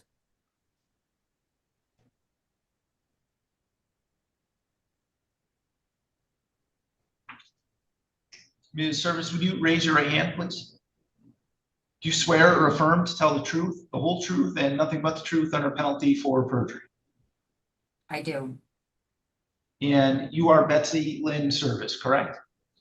Correct. You can put your hand down if you like, and I need you to speak nice and loud because Mr. Malero's microphone sometimes doesn't cooperate. Ms. Service, you've heard the statement of your attorney and the prosecuting attorney. Is it your intention to plead guilty today to count 1, abandoning or cruelty to animals, 4 to 10 animals? Yes, Your Honor. Do you understand that the maximum possible penalty for that offense is up to 2 years in prison, a $2,000 fine, or up to 300 hours of community service? Yes, Your Honor. Are you satisfied with Mr. Malero and the advice that he's given you? Yes, Your Honor. Neither the prosecutor, defendant, or anyone acting on the defendant's behalf has discussed a possible sentence with court other than as we've discussed it on the record here this morning. Is that correct, Ms. McClure? That is correct. Mr. Malero? Yes, that's correct, Judge. Is that also your understanding, Ms. Service? That is correct, Your Honor. If a guilty plea is accepted, there'll be no trial. That means you're giving up the rights that you would have had at trial. I'm going to explain those to you now to make sure that you understand them. You have the right to a speedy public trial by jury. You could ask for a non-jury trial, and if the prosecutor and the court agreed, you could have a non-jury trial. You have the right to be presumed innocent until proven guilty beyond a reasonable doubt. You have the right to have the prosecuting attorney prove beyond a reasonable doubt that you are guilty, and you do not have to prove anything. You have the right to be present at your trial and to have the witnesses against you appear at your trial and to ask those witnesses questions. You have the right to have the court order any witnesses you have for your defense to appear at your trial. You have the right to remain silent during your trial and not have that silence used against you. However, you also have the right to testify at your trial if you wanted to testify. You understand, Ms. Service, that if your plea is accepted, you may be giving up the right to appeal issues that would otherwise be appealable if you were convicted at a trial. Yes, Your Honor. Do you also understand that any appeal and conviction, any appeal of your conviction and sentence pursuant to the plea would be by application for leave to appeal and not by right? Yes, Your Honor. If you are not a citizen of the United States of America, conviction of a crime can result in deportation, exclusion from admission to the United States of America, or denial of naturalization. Do you have any questions about any of the rights I've explained to you?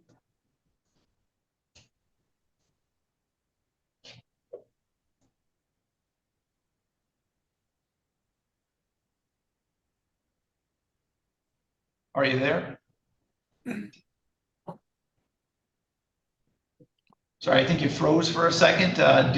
What was the last question that you heard me ask you, Ms. Service? About deportation, if I'm not a citizen of the United States, and I said no, Your Honor. Okay. Do you have any questions about any of the rights that I've explained? No. No, Do you Your Honor, I understand? believe that was the question. Sorry. Do you understand that you're giving those rights up? Yes, Your Honor.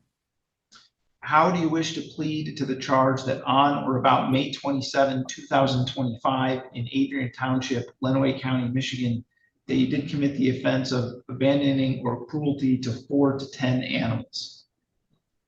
Guilty, Your Honor. Has anyone made any threats or promises to you to induce you to plead guilty to that charge? No, Your Honor. Do you understand that if I accept your plea, you're giving up any and all claims that the plea was given as a result of threats or promises that were not disclosed to the court on the record this morning, or that it was not your own choice to enter the plea? Yes, Your Honor. Is the prosecutor or defense counsel aware of any promises, threats, or inducements other than the plea bargain to induce Ms. Service to plead guilty today? Sorry, Judge, could you repeat that? We were interrupted. Is the prosecutor or defense counsel aware of any promises, threats, or inducements other than the plea bargain to induce Ms. Service to plead guilty today? No, Your Honor. No, Judge. Ms. Service, has your attorney promised you any particular sentence or estimated what your sentence would be other than as it's been discussed on the record this morning? No, Your Honor. If your plea is accepted and you engage in misconduct, the court will not be bound by any sentencing agreement or evaluation. Misconduct includes but is not limited to absconding or failing to appear at sentencing, violating bond conditions, violating the terms of any plea or sentence agreement, or otherwise failing to comply with an order of the court pending sentencing. Do you understand that? Yes, Your Honor. Is it your own choice to plead guilty today? Yes, Your Honor. Okay, Mr. Malero, do you want to cover the factual basis? Yes, Judge. Ms. Service, is it true that on or about May 27th of 2025, you were in the township of Adrian, County, Illinois, State of Michigan? Yes, that is correct. Okay.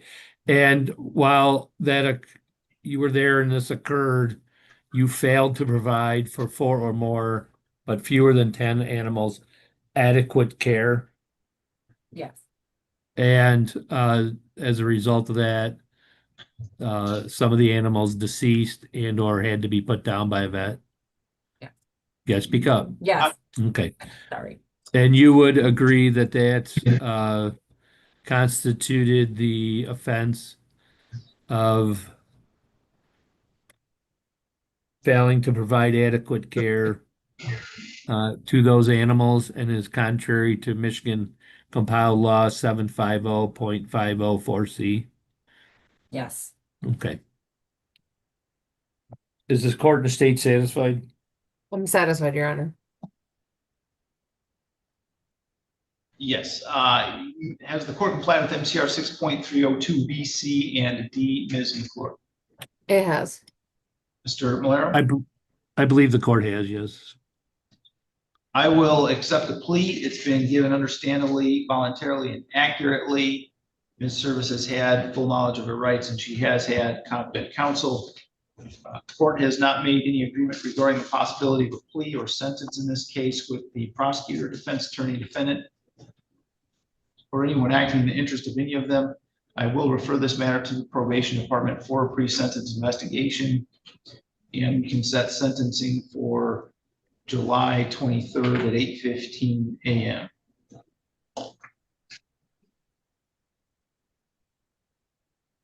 If you do want to use that July 1st date, this is Mr. Bayonetto's case and he will be here, but that's up to you.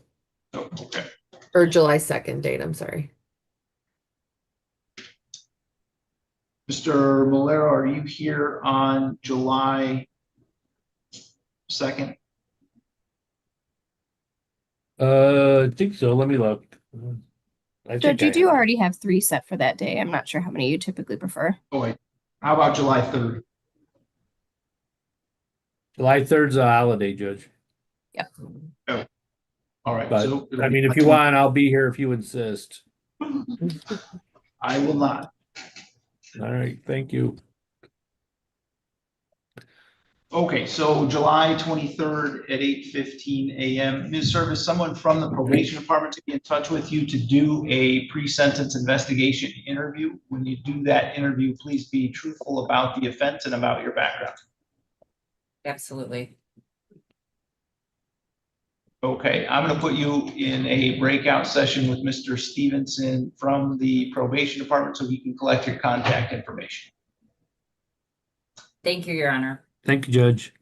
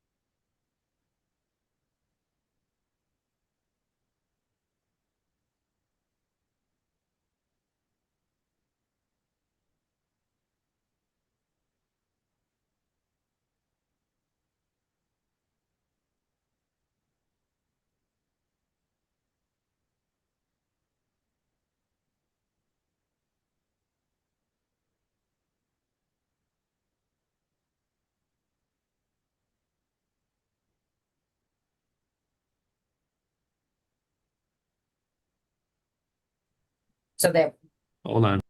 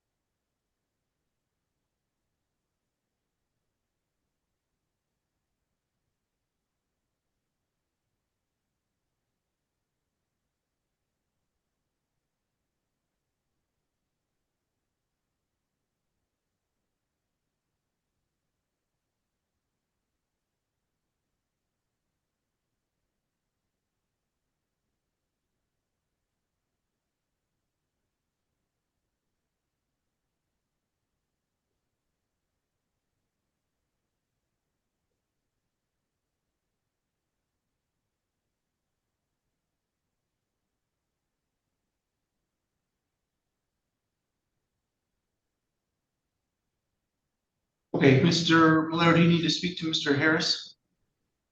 I don't believe I do, Judge. No.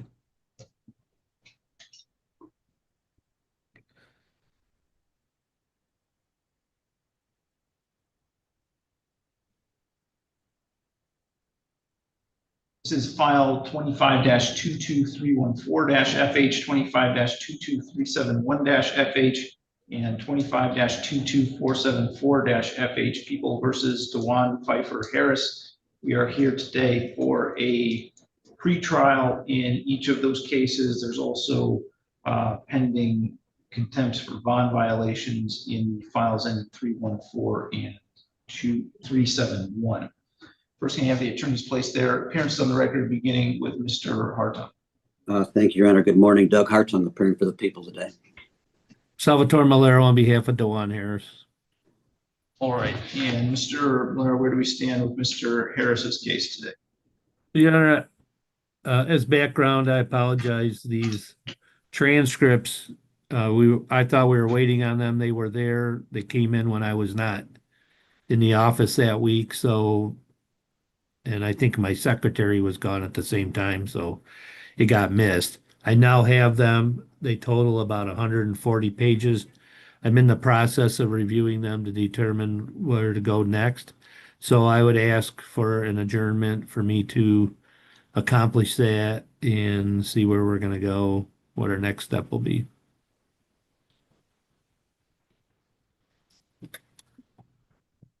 Mr. Hartung? I have no objection to the request, Your Honor.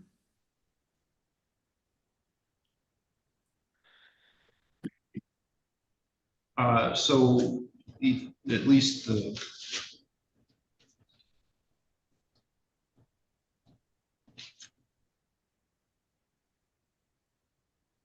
oldest case is coming up on a year old at this point, and I'm scheduling trials out into late fall. So I think at this point, I understand you have motions you might want to file, but I'm inclined to set it for a trial at this point because we need to move this forward. And if you have motions to file in the meantime, you can do that. There's going to be plenty of lead time for that. But I hate to adjourn this without having some end date in mind at this point. That's fine, Judge. That's okay. So the oldest file is the 314 file. That's 2 counts of delivery or manufacture and 1 possession of analogs and 1 prisoner possessing contraband. How many days would you need for a trial in that case? Well, Your Honor, it's a little more, slightly more complicated than that because we did file a other acts, similar acts, notification with the court and with Mr. Malaro. So I've always acted under the theory, regardless of how we do it. And I presume the defense will not agree to consolidate these cases. I've always presumed that. I haven't actually asked Mr. Malaro that, but I presume that to be true. So I think, and I don't know how many witnesses the defense intends to present, but I'm assuming it's going to take 3 days for our case to go in if all of that information is put before the jury. And I would agree with that, Judge. I met with Mr. Harris a few weeks ago about the 404B notice Mr. Hartung filed, and we're working on a response. But I would agree at least 3 days. Okay, so I understood, Mr. Hartung, you to say that 3 days would be just your side of the case. Is that correct? I hate to say that to you, yes, but yes, Your Honor.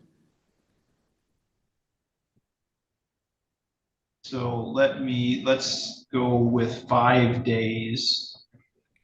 Ms. McGreen, can you find us a 5-day jury trial date, please? Judge, I do have, would you like to do that as a backup? It's the Frederick Shears 24 file at the end of October. I'm not sure if you have knowledge about that case.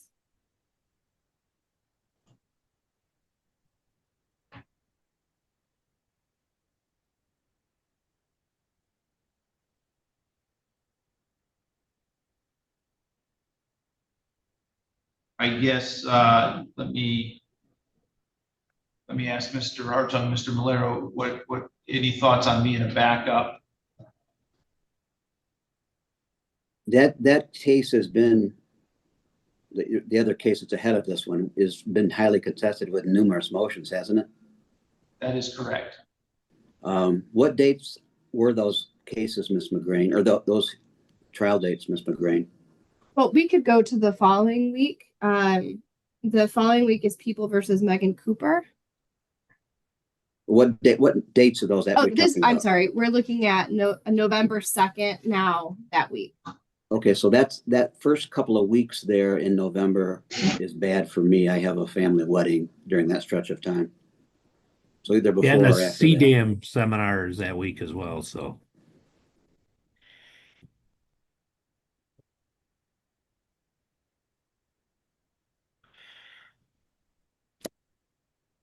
We could do the week of November 30th. The only trial that week is a civil trial.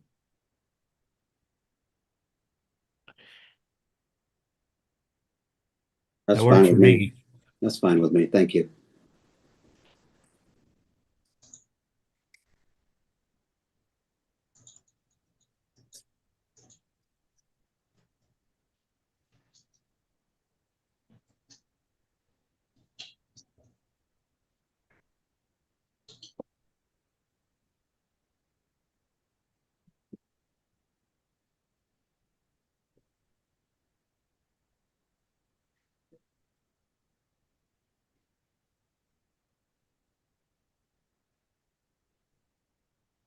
Okay, so we'll do a final pretrial on October 25th then.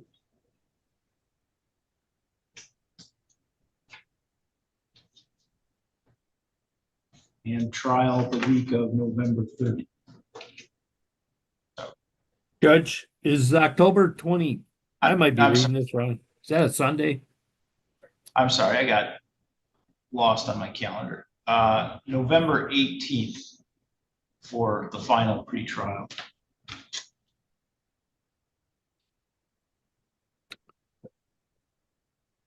And Thank you, Judge. You scared me there for a second. The week of November 30th. Well, I already tried to get you here on a holiday, so what's a Sunday? So week of November 30th for the trial, November 18th for the pre-trial. And we'll issue a scheduling order that has all those dates in it. Is there anything else we need to address with Mr. Harris's case today? I don't believe so, Your Honor. Judge, should we maybe set a pretrial a regular pretrial, like sooner, maybe in July or something, maybe?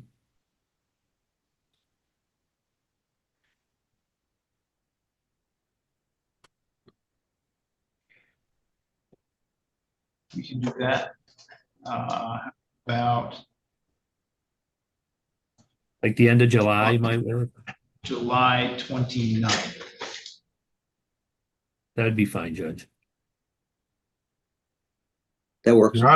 May I speak, please? 1 second, sir.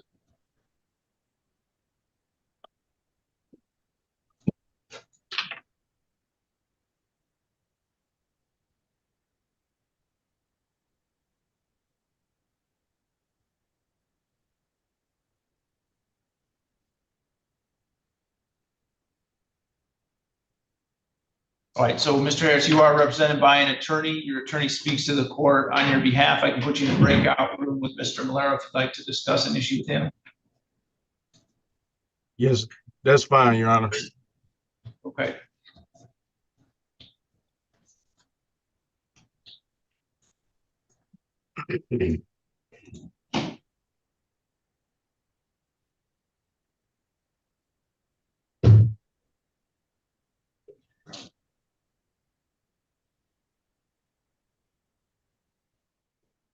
Thank you, Judge.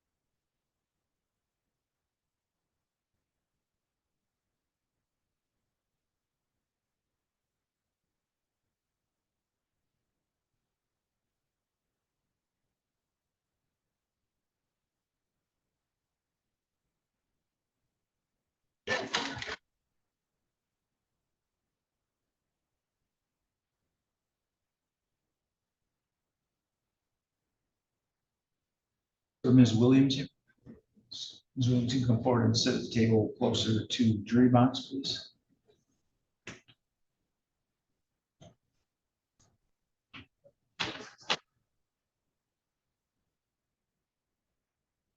Mr. Lovejoy.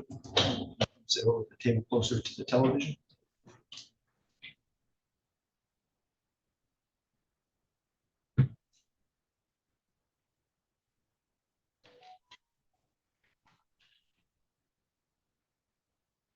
This is file 26-53534-PP.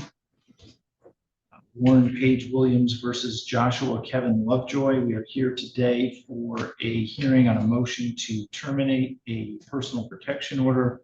We are proceeding today in person. First, Miss, you are Lauren Page Williams. And sir, you are Joshua Kevin Lovejoy. Correct.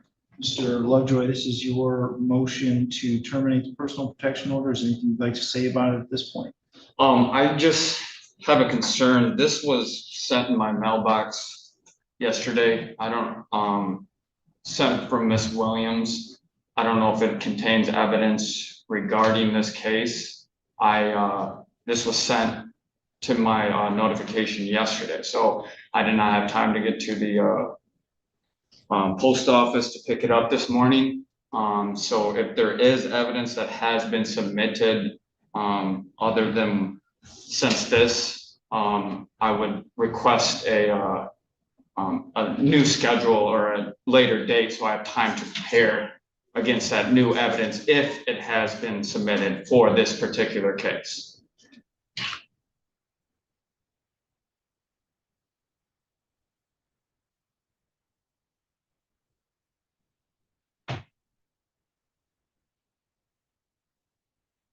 All right, Ms. Williams, is there anything you'd like to say about the request to terminate the personal protection? Yes, since the PP order has been in place, I have received text messages daily, some of which, we are allowed to talk about our daughter, but most of them turn into things that are not about Cheyenne. The conversations are demanding, hostile, intimidating, argumentative. There was a reason I submitted that PPO, and it's because I get daily text messages and it hasn't stopped even with the PPO. I'm open to discussing matters involving Cheyenne, but I do not want to speak to him in regards of other things that are not relevant to her.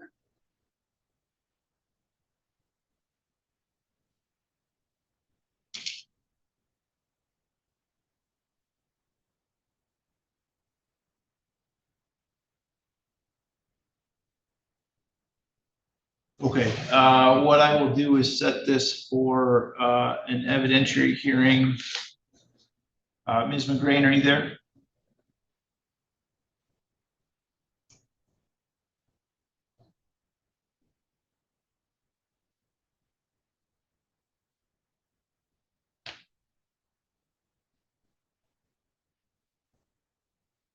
Sierra, are you there? Yes, Judge.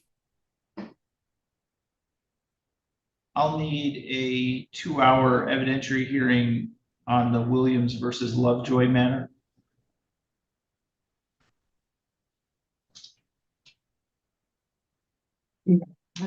We actually have the afternoon of Friday, June 5th available.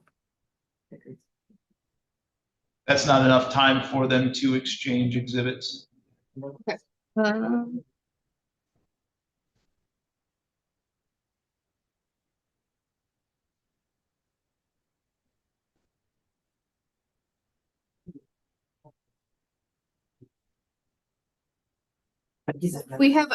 We have a jury trial scheduled for the week of June 9th, and then you're on vacation, so I'm not sure how you want to handle that. What is the jury trial? Zerker versus Simpson.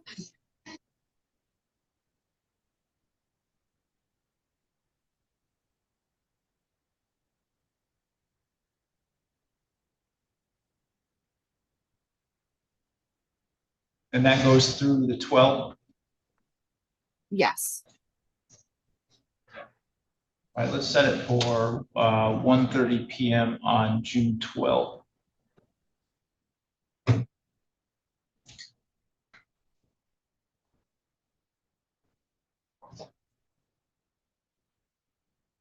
Your Honor. Yes. I think that this PPO case is also going to affect my custody hearing as well. Can we delay that hearing as well until this is figured out? No, we can't delay. I'm not gonna. It causes too much problems with the court's docket, and there are timelines within which we have to address the custody issues. So understand. We're not gonna do that. All right, so we're June 12th at 1:30 p.m. Will be your evidentiary hearing date. The court's going to send out a scheduling order that has that date in it. It's also going to have instructions in it that you're going to need to comply with for preparing for that evidentiary hearing. If you want to have other witnesses testify, or you want to submit exhibits for the court to review and consider as evidence, you need to follow the instructions in that scheduling order. If you don't follow those instructions and disclose your exhibits and list of witnesses at the appropriate times, there's a very good chance that you're not going to be able to have those witnesses testify or have me consider those exhibits. So read that carefully and make sure you comply with its rules. That will be sent in the mail? That will be sent in the mail to you.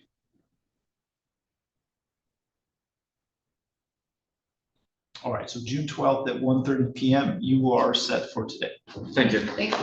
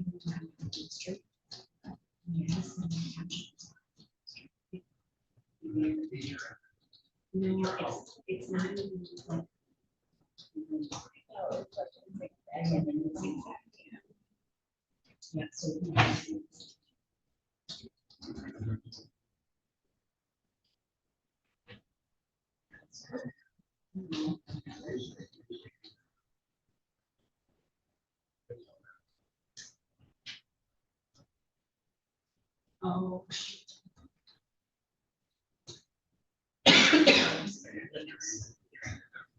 Hey, Kelly, Yes, Mr. Hartel.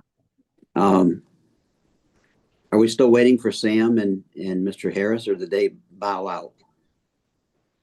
I have no idea. Okay, From what I can see, I don't think he's still on. okay. I'm gonna log out then, and somebody call my office if you need me, okay? Very good, thank you. Thank you. Bye-bye.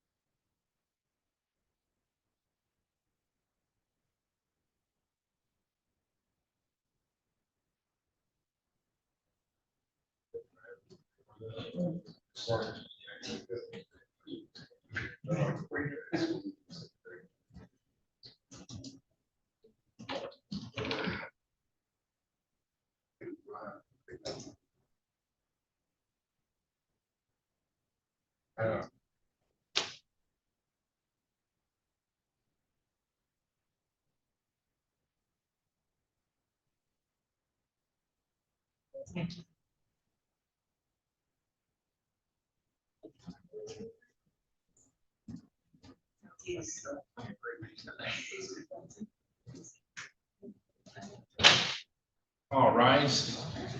Circuit Court of Session. Maybe see.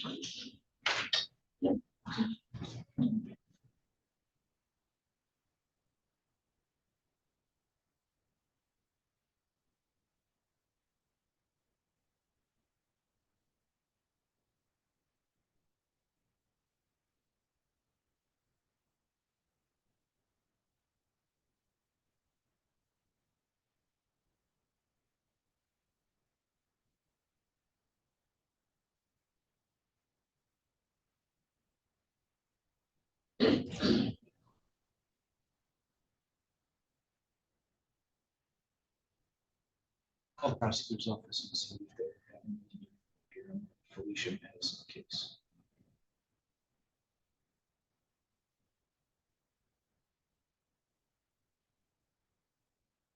We'll see.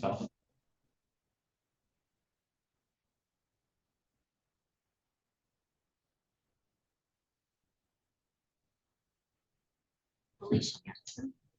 Yeah.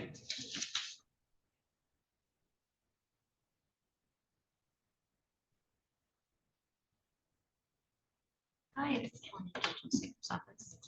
The judge asked me to call somebody from the prosecutor's office. Listing file. Is it for today?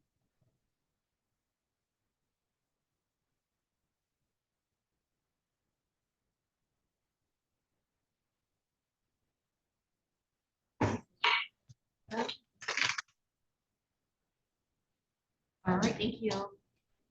Bye.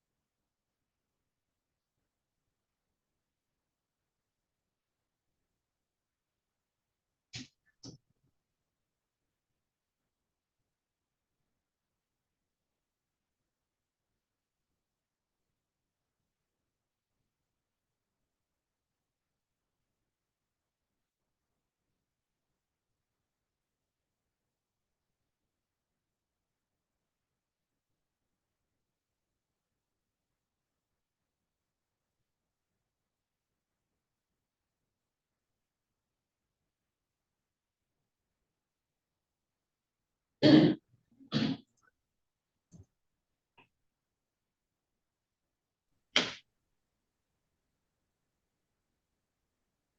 Judge. Good morning. Mr. Goldstein, are you there? Yes, yes, Your Honor. All right, this is file 25-22455-FH, People of the State of Michigan versus Felicia Madison. We are here today because a motion was filed on May 21st to modify the defendant's bond. First, can I have the attorneys place their appearances on the record? Isaac Sneed for the people. David I. Goldstein appearing on behalf of the defendant. Okay, so Mr. Goldstein, the motion was filed last Thursday. The motions are required to be filed at least 7 days in advance. I have not had an opportunity to review this motion. I didn't even know the motion had been filed until I got here this morning. And so I don't think at this point I'm in a place to be able to conduct a hearing on the motion, but I would be happy if you'd like to schedule a date at this for hearing on it.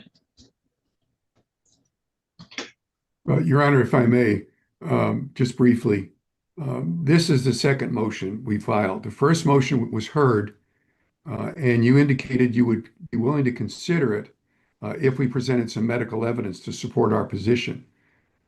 We did, and that was attached to this. Basically, is the same motion. And at the earlier hearing, I believe, and I could be wrong about this, I believe I asked you, rather than denying it, take it under advisement. We could then supplement it. But the motion ended up being denied, so we refiled it as a motion. But there really is nothing new for the prosecutor or for the court, other than that we have provided the medical support that the court indicated it wanted to see at the last hearing. Well, I appreciate that, but there are court rules that need to be complied with. And the reason for those rules are it gives me an advance opportunity to prepare for hearing in order that I make an educated decision. And I haven't had that opportunity. In addition to being filed a day late, one of those days was a holiday. And again, I didn't know that this motion was on my docket until this morning when I arrived. And I just had a copy of it handed to me. I understand it's similar.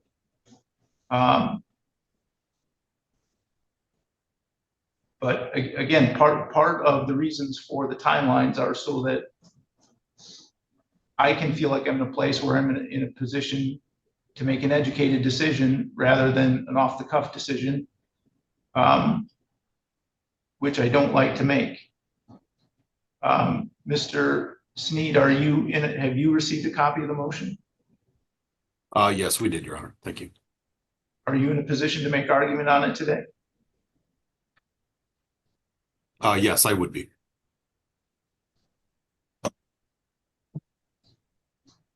All right, then, Mr. Goldstein, you can go ahead. I don't know if I'll rule or take it under advisement at this point, but if you want to go ahead with your argument, you can do that.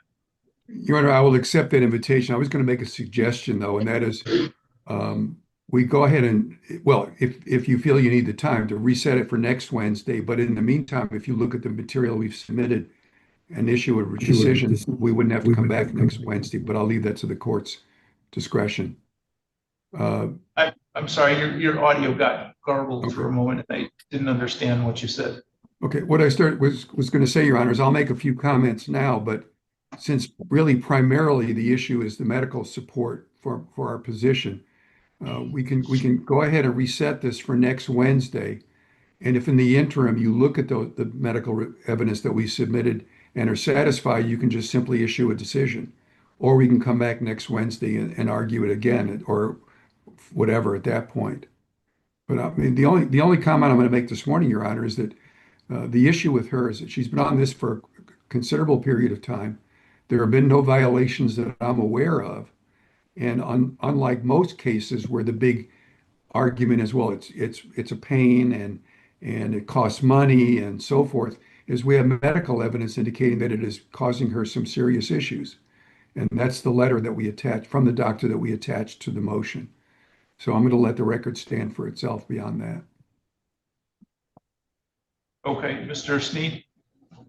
Yeah, that's all accurate, Judge. I believe you had previously adjourned the motion to review that medical documentation. I have no objection to adjourning to next week, and if you issue a decision in the interim, that's fine. My understanding was also, just to bring to the court's attention, there may be 2 pending contempts by Miss Madison in this case. Now, Mr. Sneed, you say maybe. I'm not aware of anything. Okay, I'm just looking at my notes back from May 13th. Yeah, I understand. But otherwise, we would defer to the court's discretion as well, Judge. Thank you. Well, I guess, what do you mean there may be 2 pending contempts? Do you mean that you may be filing contempts, or that they might already exist? They may already, there may be 2 pending contempts of court in this file. And again, I'm just looking at my notes back from May 13th. I don't keep laser focus on contempts of court since we don't prosecute them.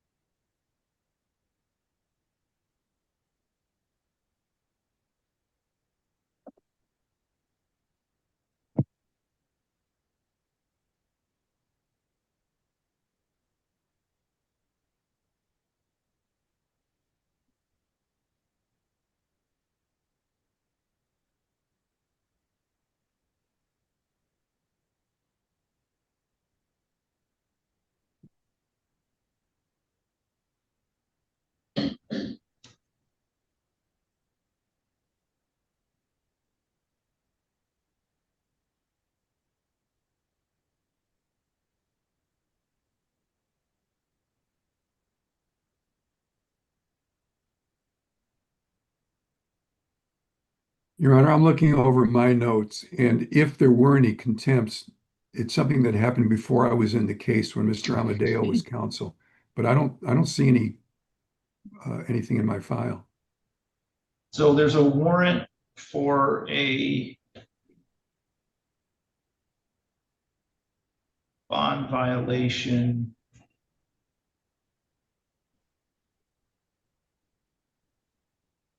The allegation is violating GPS conditions. That she left her residence on September 28th.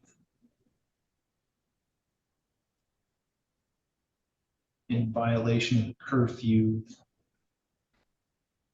There's a second warrant where the allegation is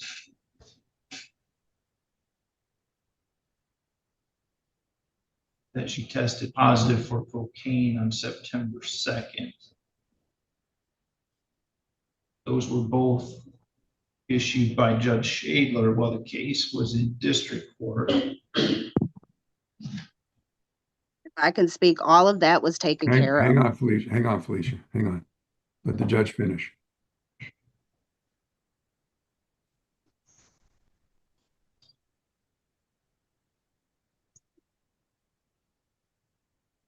I don't, maybe Mr.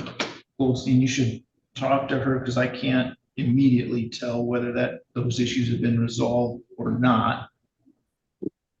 It would appear from just a cursory review that they're still pending, but I don't know, maybe I should put you in a breakout room to talk to her about that.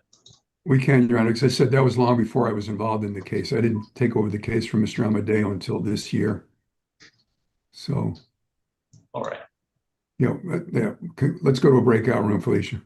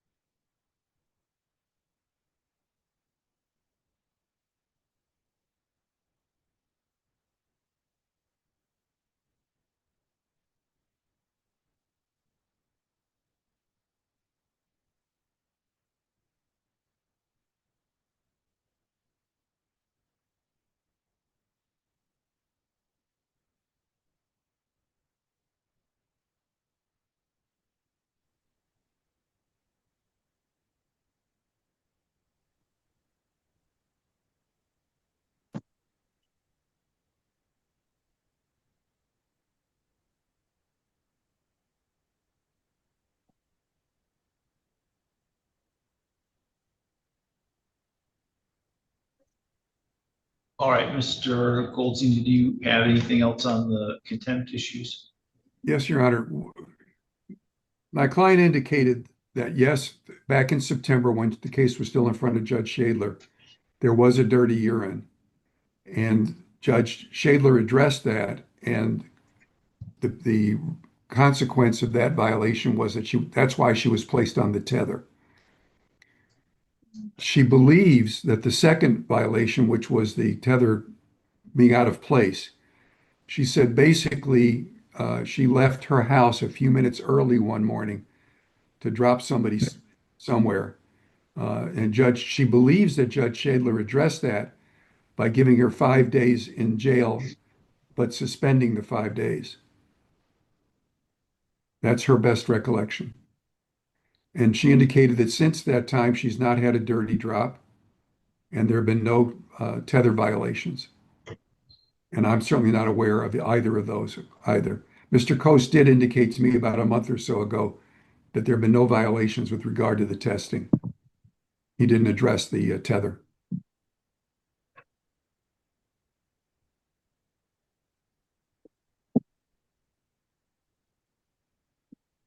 I don't see anywhere in the register of actions from district court that would indicate that the contempts were dealt with or resolved in the way that you described.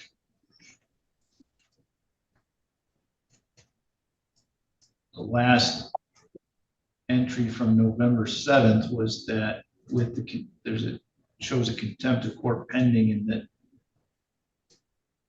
that point Ms. Madison waived her exam and found over at that point. Right. I'm guessing that violation was probably the tether violation, because she said the dirty test was back in September, I believe she said.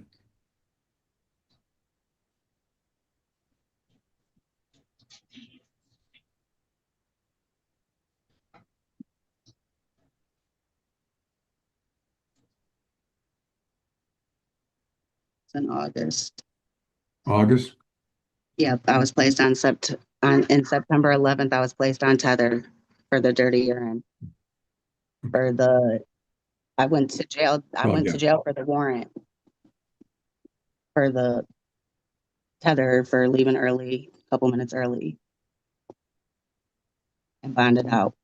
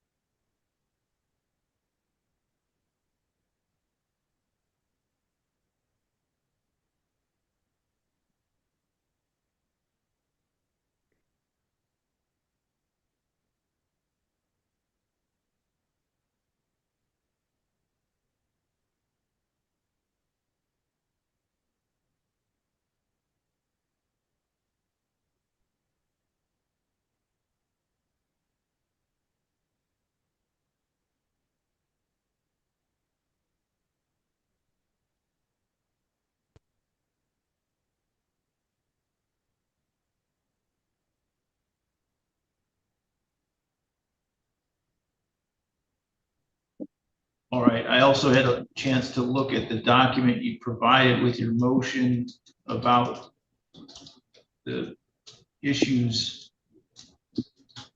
with her right leg. It looks like they've since moved the tether to the left leg. Is that accurate, Mr. Goldstein?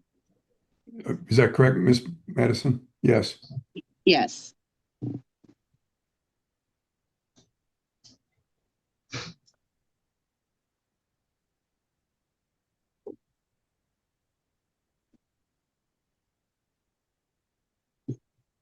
Have there been any issues since it's been moved? I've had a few issues. I sent Mr. Goldstein, I went back to the doctors on the 22nd. I have to have more Dopplers done on the other leg now because I've had swelling, which I've taken pictures of and sent them to Mr. Goldstein. Your Honor, that document was sent to the court. I don't think Mr. Sneed got a copy of that, but I can get him a copy. I've only got what was attached to your motion. There's another document. Yes, Your Honor, we sent that I want to say it was sent last Friday. possibly Tuesday, possibly yesterday, but I thought it was Friday. I can get you another copy. We sent to Sierra.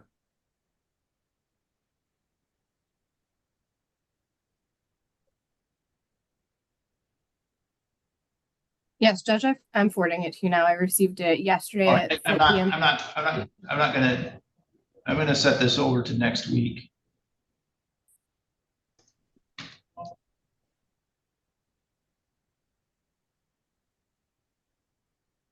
Yeah, we just received that document last Friday, Your Honor. It's dated the 22nd.